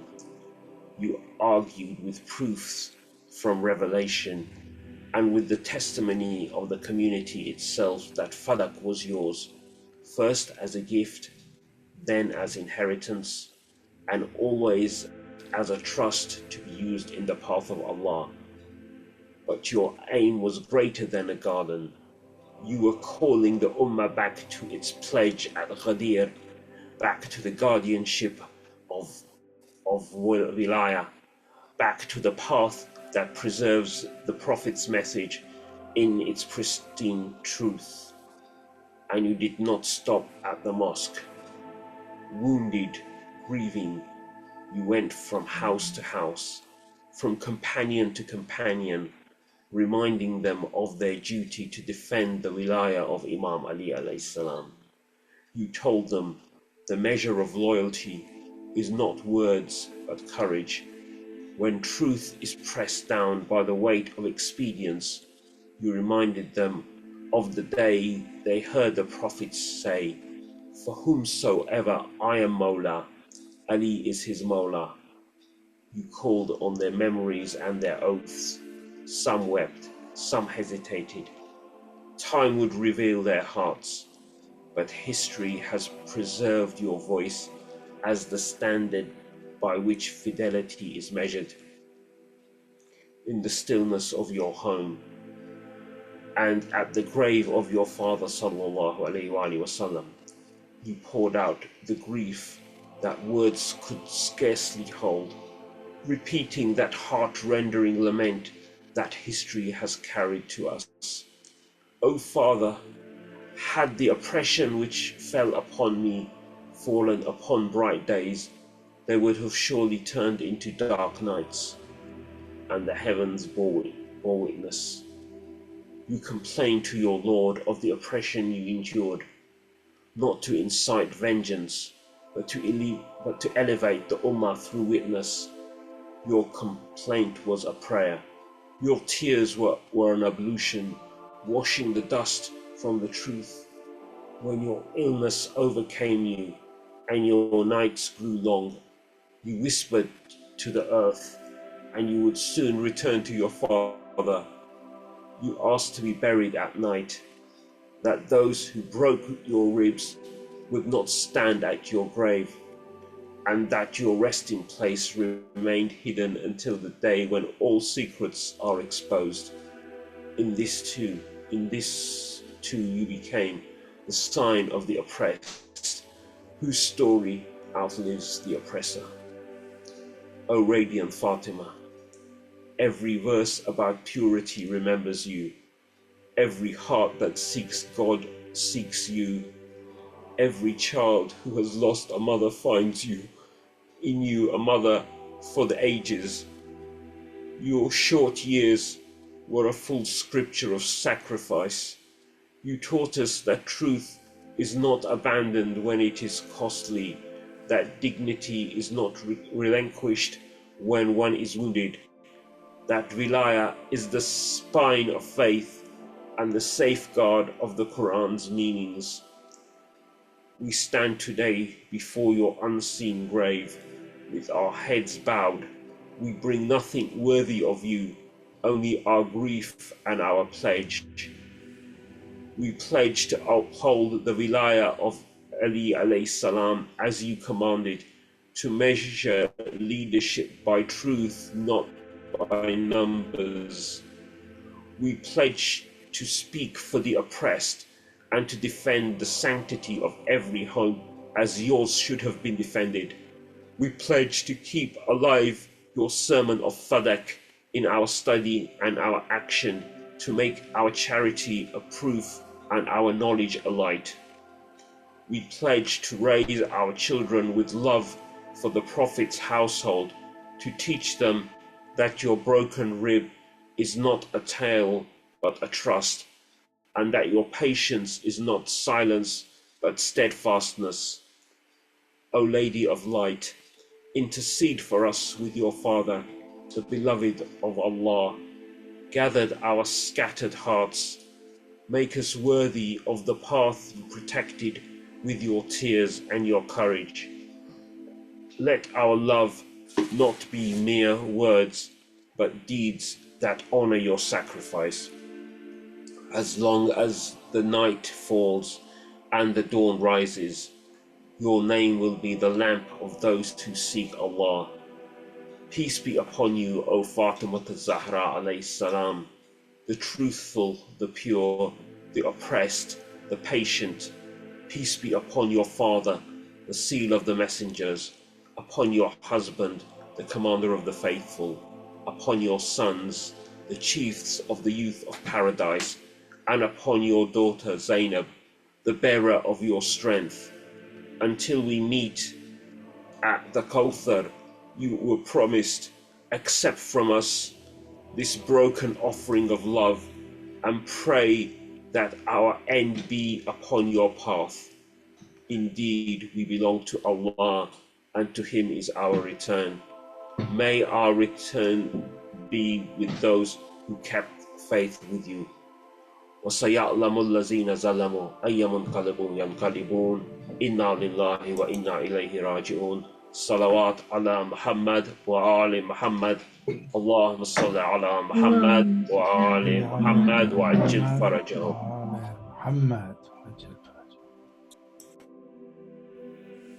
We now move to the Nohe, the rhythm of sorrow that echoes through generations. Tonight's lament is Labbaik Ya Zahra, a response to her call, an answer to her grief, a pledge that we have not forgotten and will not forget. To revisit this and explore other lamentations, please visit www.shiasounds.com.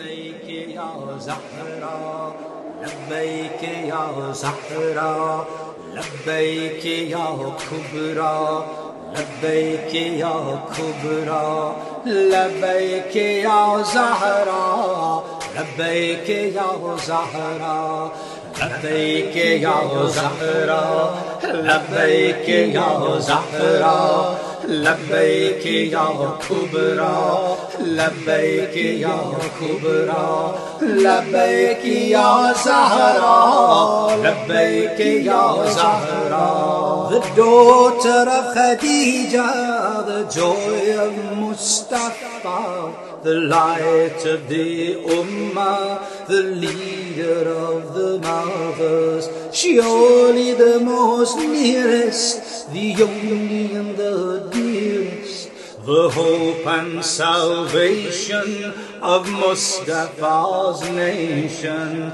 Labbaik ya Zahra, Labbaik ya Zahra, Labbaik ya Kubra, Labbaik ya Kubra, Labbaik ya Zahra, Labbaik ya Zahra.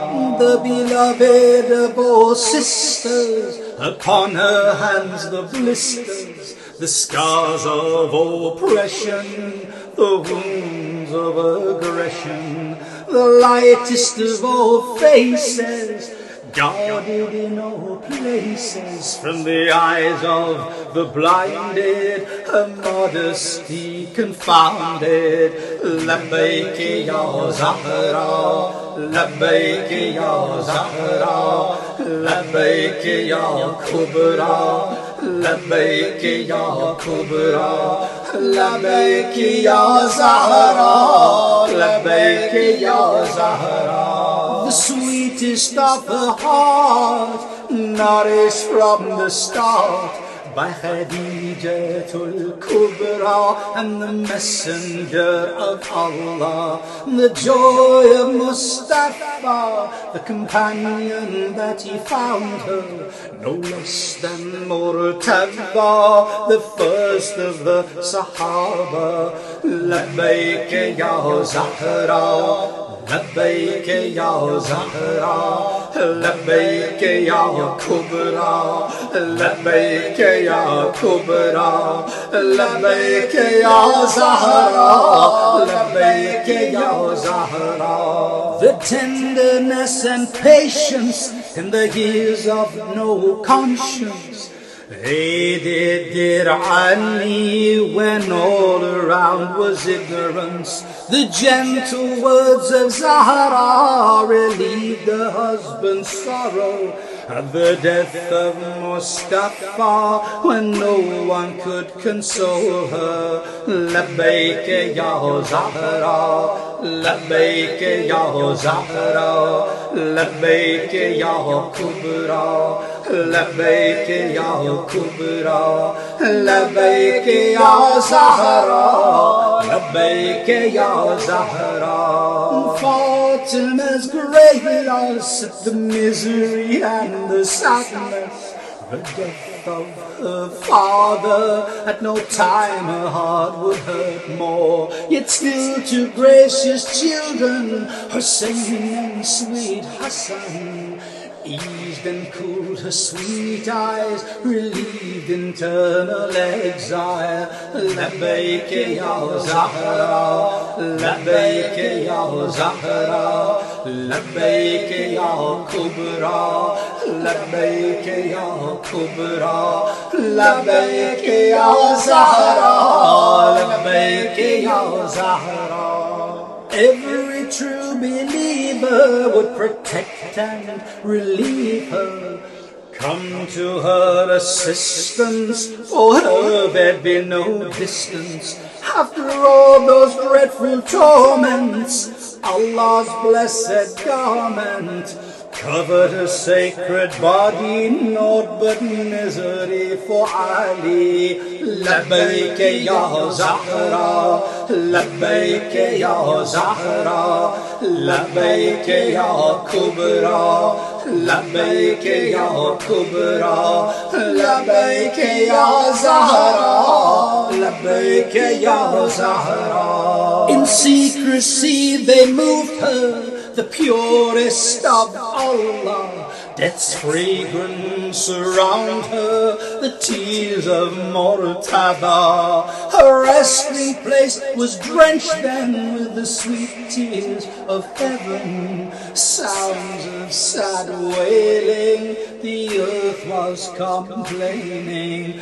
Labbaik ya Zahra, labbaik ya Zahra, labbaik ya Kubra, labbaik ya Kubra, labbaik ya Zahra, labbaik ya Zahra. No soil on earth so sacred to cover the frame of Zahra. The whole world it would tremble, too filthy and too humble. Yet even as sweet as Zahra laid to rest for Allah, to take a sweet persona away to distant Jannah. Labbaik ya Zahra, labbaik ya Zahra, labbaik ya Kubra, labbaik ya Kubra, labbaik ya Zahra, labbaik ya Zahra. Oh my brothers and sisters, weep now, your time has come to know how dear Ali felt that moment when his loved one lost all movement.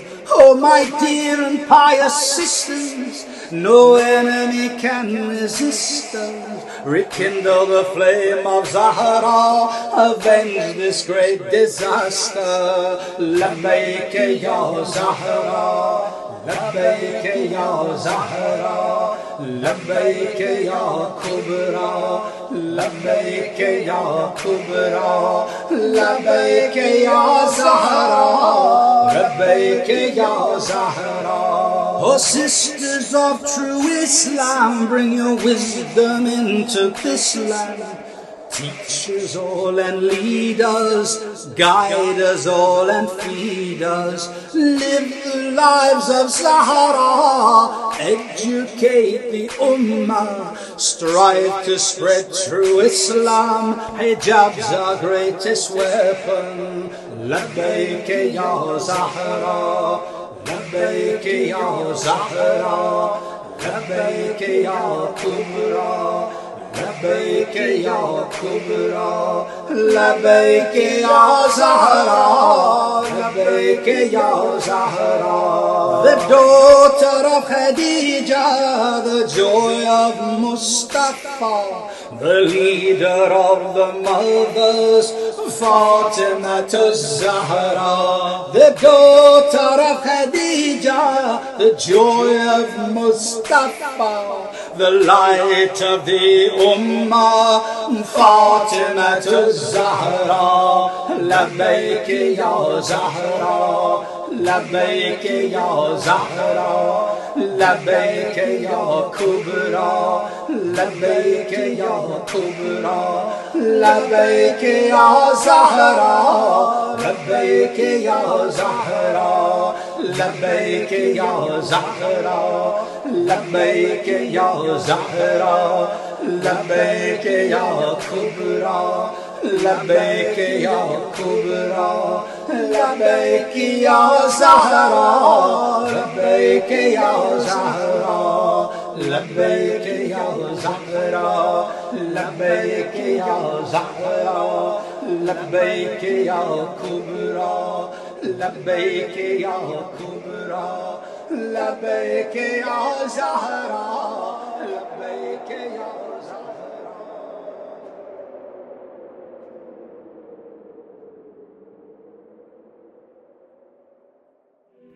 We now enter the communion of Sayyidah Zahra.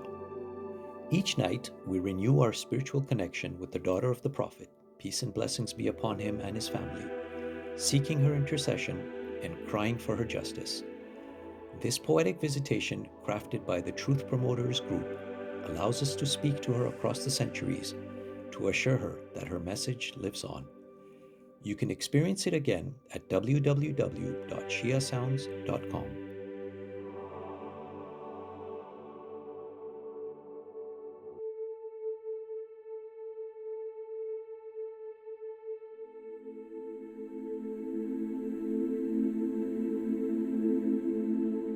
Peace be upon you, O Zahra, daughter of God's final messenger, mother of martyrs. You whose suffering God witnessed and recorded, whose home was violated by those who claimed to serve the very God who had honored you above all women of the world. Peace be upon the fragrant flower of the Prophet, the one God's messenger kissed each morning in divine reverence, crushed beneath the door by those who forgot that God sees all injustice, records every oppression. Peace be upon you, O wife of God's lion. You who learn that when people abandon God's justice, no earthly fortress can protect, no claim of faith can shield from those who betray his trust.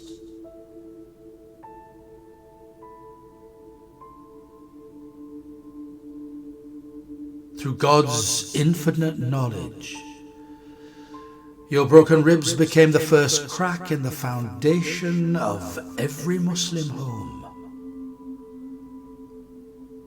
Your stolen garden, which God had granted you, became the first theft of divine inheritance. Your testimony, heard and preserved by God himself, became the first silencing that he would avenge. And now, by God's will, I see in every door kicked down in Palestine, in every woman whose God-given dignity is violated, in every sacred marriage that humans tear apart against his command, I see God. I see God allowing your door to splinter again, that we might remember his justice is coming.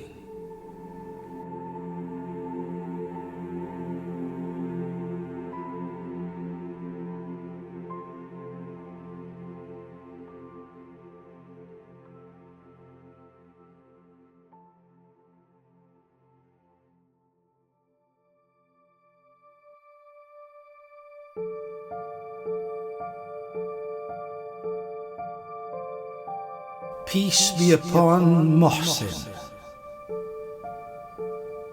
the unborn martyr whom God had already named in heaven, the one God took as the first innocent witness, the first of millions he would gather to testify on the day of judgment.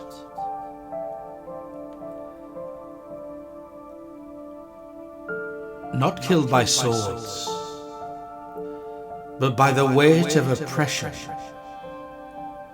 that God allowed to reveal the truth of hearts by those who couldn't wait for God's decree before stealing what He had ordained as yours.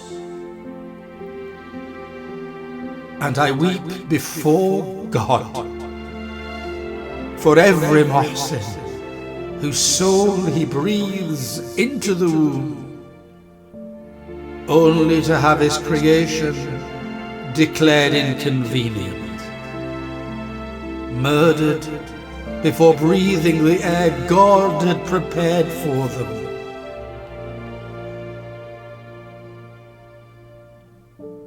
For every Muhsin crushed in Gaza's rubble, still in the sanctuary of the womb God designed,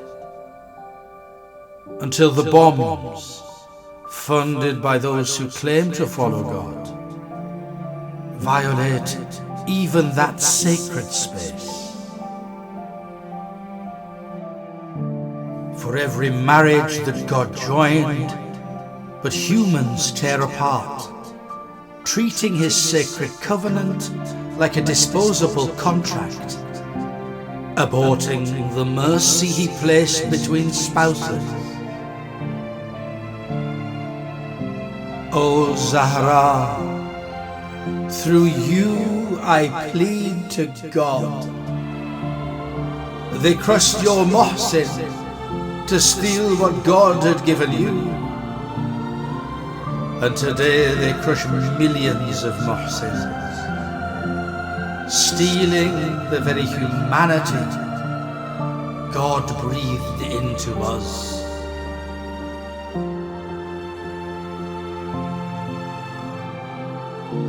I bear witness before God, you established the home as His fortress on earth,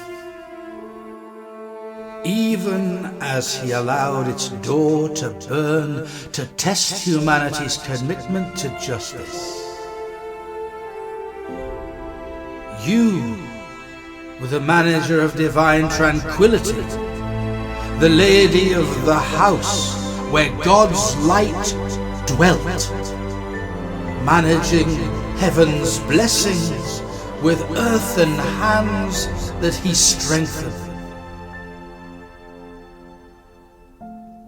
Through you, God taught us that loving mercy is His gift requiring cultivation, that compassion is His strength given to the righteous.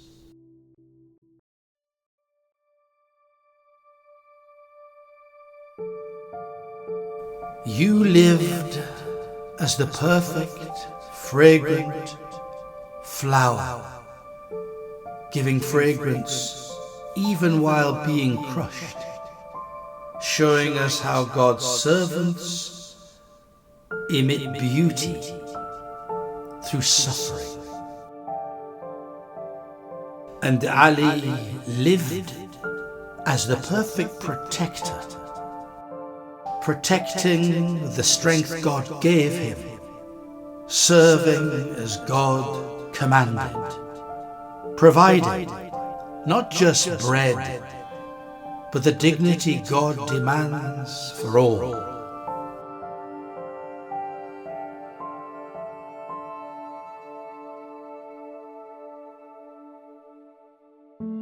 Together by God's design, you wove the first tapestry, each thread a divine lesson, that marriage is God's earthly sign of His mercy, that true dowry is simplicity before Him, that two souls can face the world's hatred and still find his tranquility reflected in each other's eyes.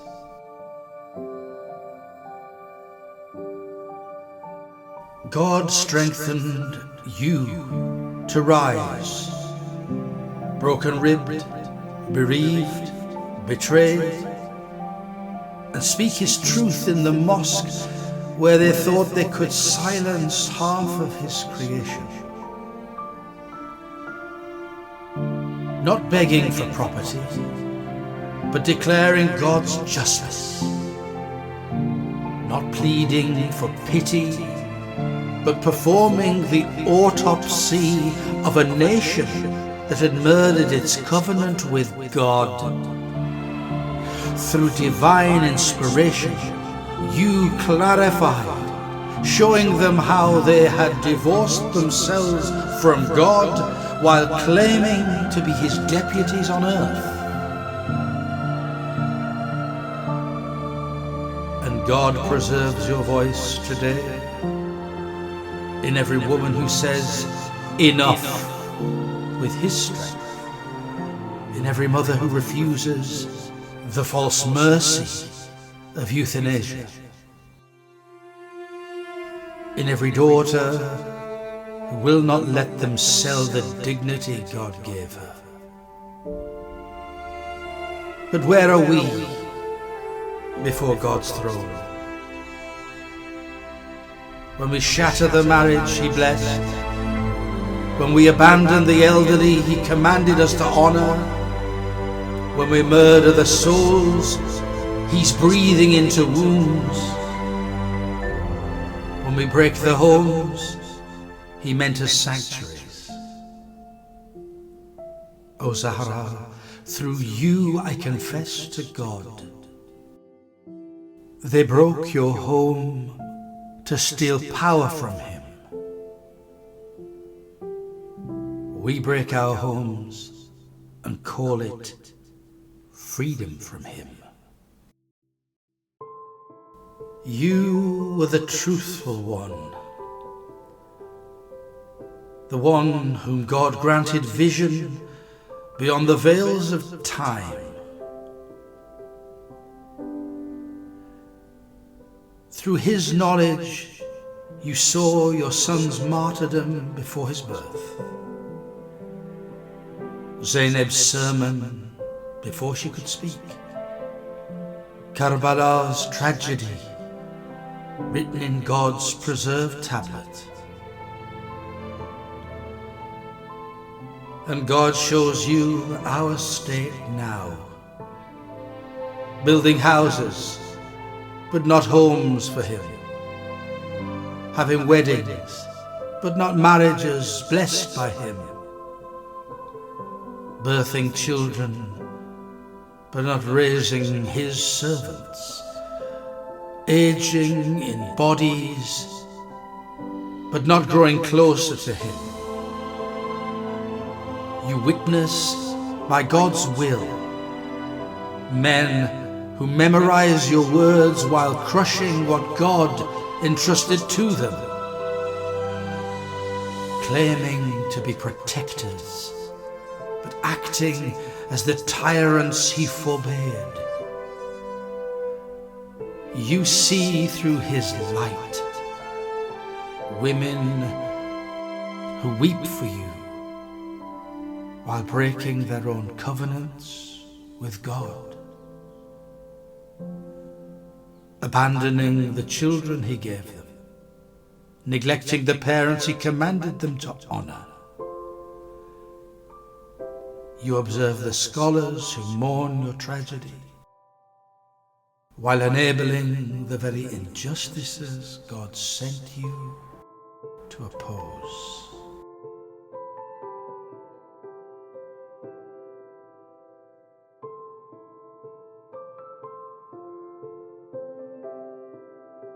But God also reveals to you the mothers of Gaza who shield their children with faith in him,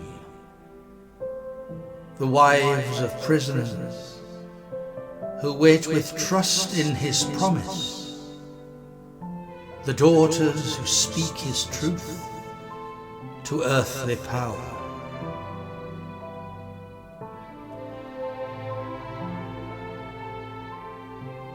You see the hands that still weave with faith in God, in Yemen's camps where his name is hope, in Bahrain's basements where his justice is awaited,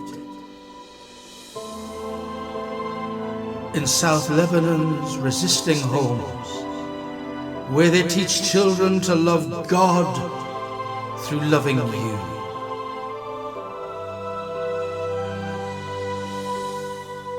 And God shows you him, your hidden son, the awaited one, whom God has prepared as earth's salvation,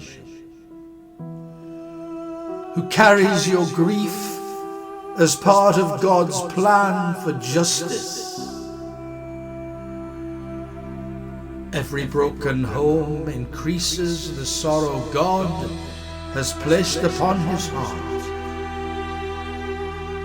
Every abandoned elder delays what God has decreed for his return. Every aborted future grieves the divine plan he will fulfill. For how can God send him to heal when we insist on wounding his creation? How can the divine unity manifest when we choose to scatter from his robe?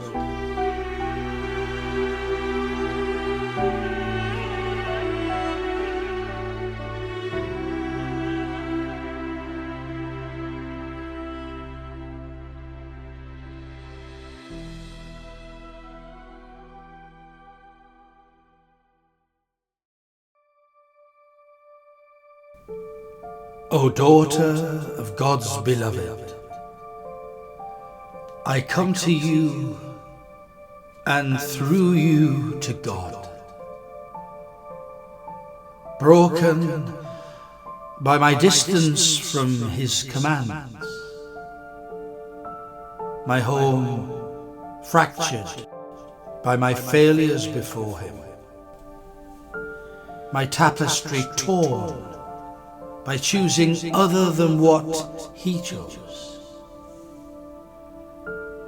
I have not been what God commanded me to be,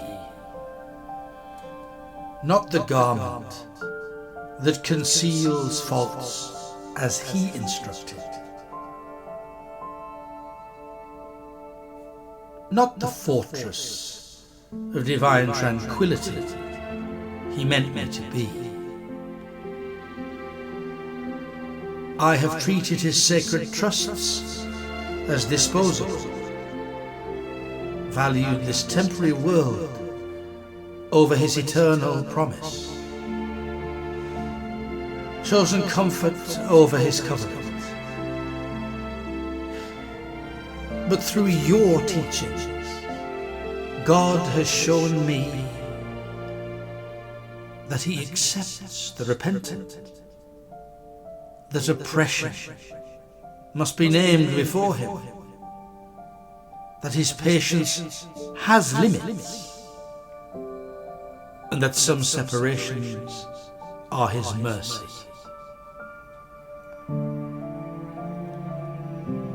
So I pledge before God, through your intercession, to honor marriage as he revealed it to you, to protect children as he commanded through you, to speak his truth against tyrants as you spoke it, to weep, but weep productively as you wept in the house of sorrows. With God as my witness, I will not let them normalize breaking his design. I will not let them call murder healthcare when he calls it killing. I will not let them make his sacred bonds into marketplaces.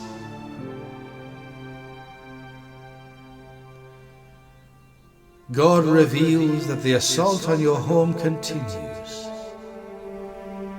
not with swords, but with systems that oppose his order. They don't burn the door, they foreclose the homes God meant as sanctuaries. They don't crush the baby, they make God's gift of children seem unbearable. They don't steal fadak, they steal the very possibility of the inheritance he promised.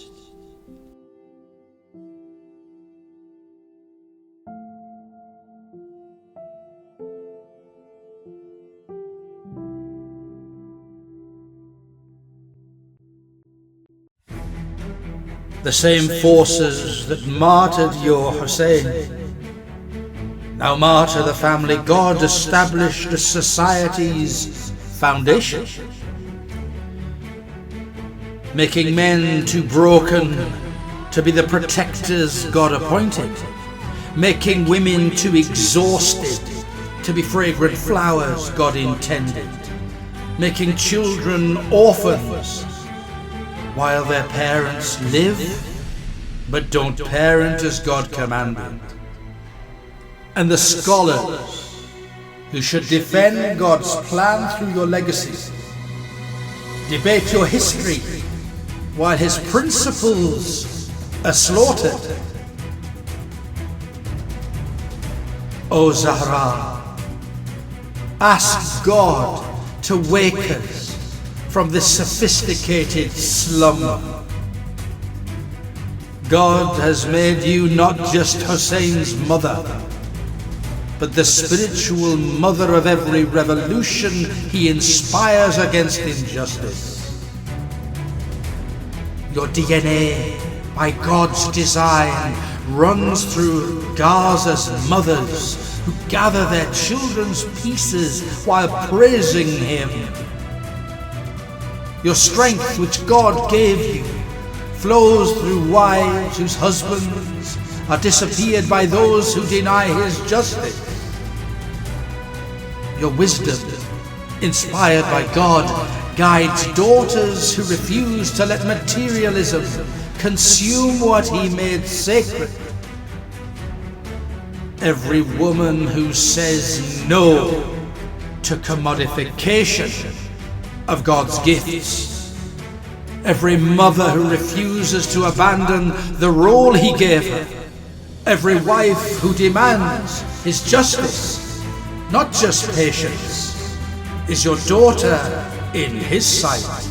And every man who protects as God commanded without oppressing, who provides as God instructed without dominating, who leads with service as God's prophet showed, is Ali's son in divine truth. God made the family the last fortress against the empire of isolation from him. And that is why his enemies targeted it. With debt, with drugs, with despair, with false freedoms that imprison souls from him. But God preserves your memory, your home, small, simple, sacred to him, where his appointed leader played with his children, where the mistress of all women ground grain with hands he blessed, where heaven touched earth by his command.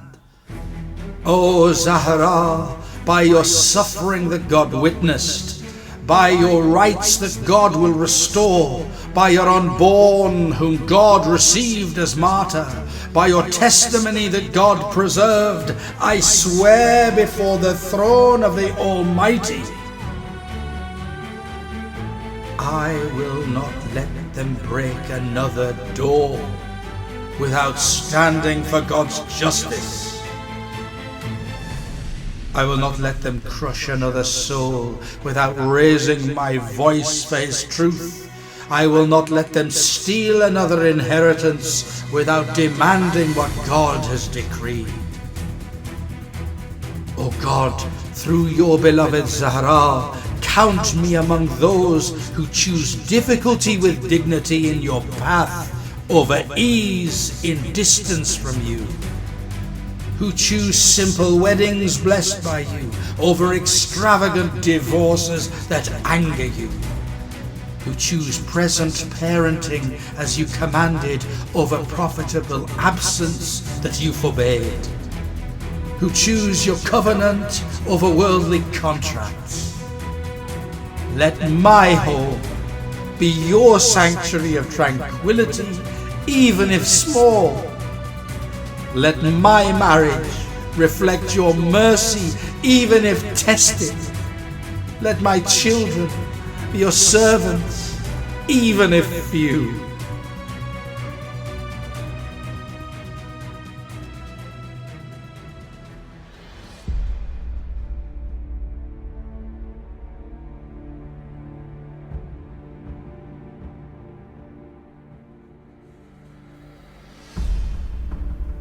We send our condolences, asking God to convey them to you, for all He tested you with, and all you endure in witnessing our failures. To your father, God's beloved prophet, whose nation betrayed God's clearest command through him. To your husband Ali, whom God strengthened to hold you as you return to Him, who built you a house for grief by divine permission. To your sons, Hassan poisoned, Hussein beheaded, who inherited the resistance God placed in your heart. To your daughters, Zainab and Kulthum, who carried God's message through your voice to tyrants, and especially to your hidden son, the awaited one, whose heart God fills with grief for every broken home, every abandoned divine principle, every betrayed covenant with the Almighty. To our leader, Imam Khamenei, whom God has appointed to guard the fortress of divine authority. To the martyrs' families who understand that God's pleasure matters more than life. To every woman facing abuse behind closed doors.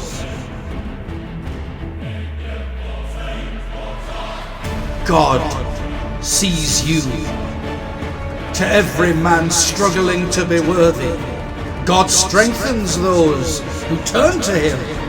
To every child growing up in wreckage, God is the protector of the orphan.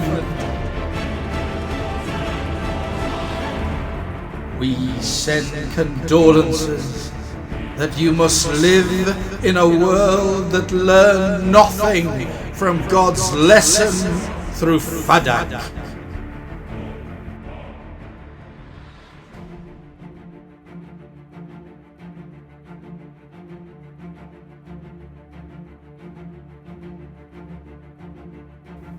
But God's dawn is coming. Your son will return by His command, and he will ask in God's name. Did you preserve the families God entrusted to you? Did you protect the woman God honored? Did you raise the children God sent as trust? Did you maintain the homes God meant as sanctuaries? Or will he find empty houses, full of possessions, but empty of God's remembrance? Broken contracts instead of divine covenants, abandoned elders and unborn dead against God's command, a wasteland where God's garden should be.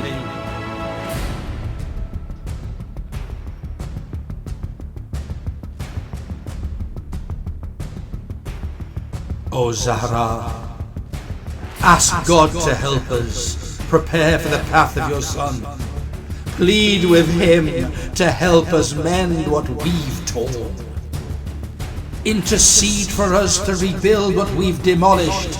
Beg him to make us worthy of the return he has promised.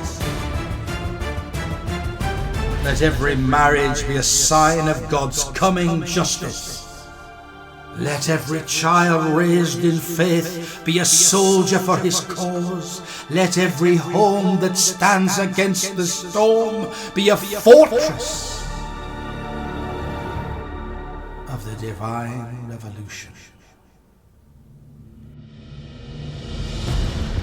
Until God sends us, we are his servants through you. Our homes are dedicated to God through your example. Our struggles are offered to him through your intercession. Our children are raised for God, inspired by your teachings. Through you, we ask God to use us to prepare the world for your awaited Son. And we beg God's forgiveness through your intercession.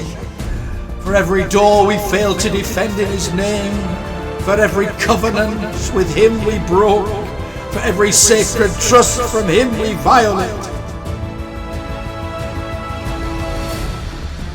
Peace be upon you, O daughter of God's final messenger, O wife of God's appointed successor, O mother of God's awaited proof. Until God takes our souls, until he brings the meeting of eternity, until he fills the sky with your Son's banner.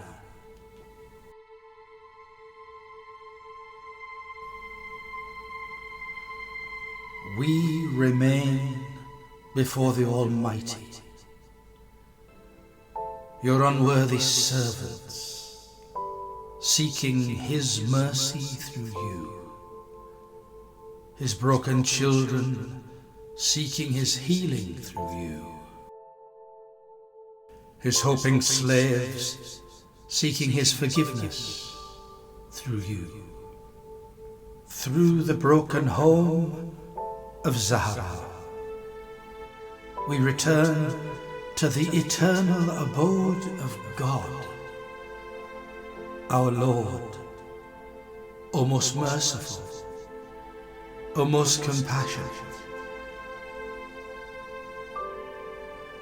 Accept this whisper. Accept this communion. Accept this ballad. For you alone are the goal, and you alone remain. Hear our plea, O most merciful of the merciful. Hear our pleas, O Lord, sustainer of the universes. And from him alone is all ability, and he has authority over all things.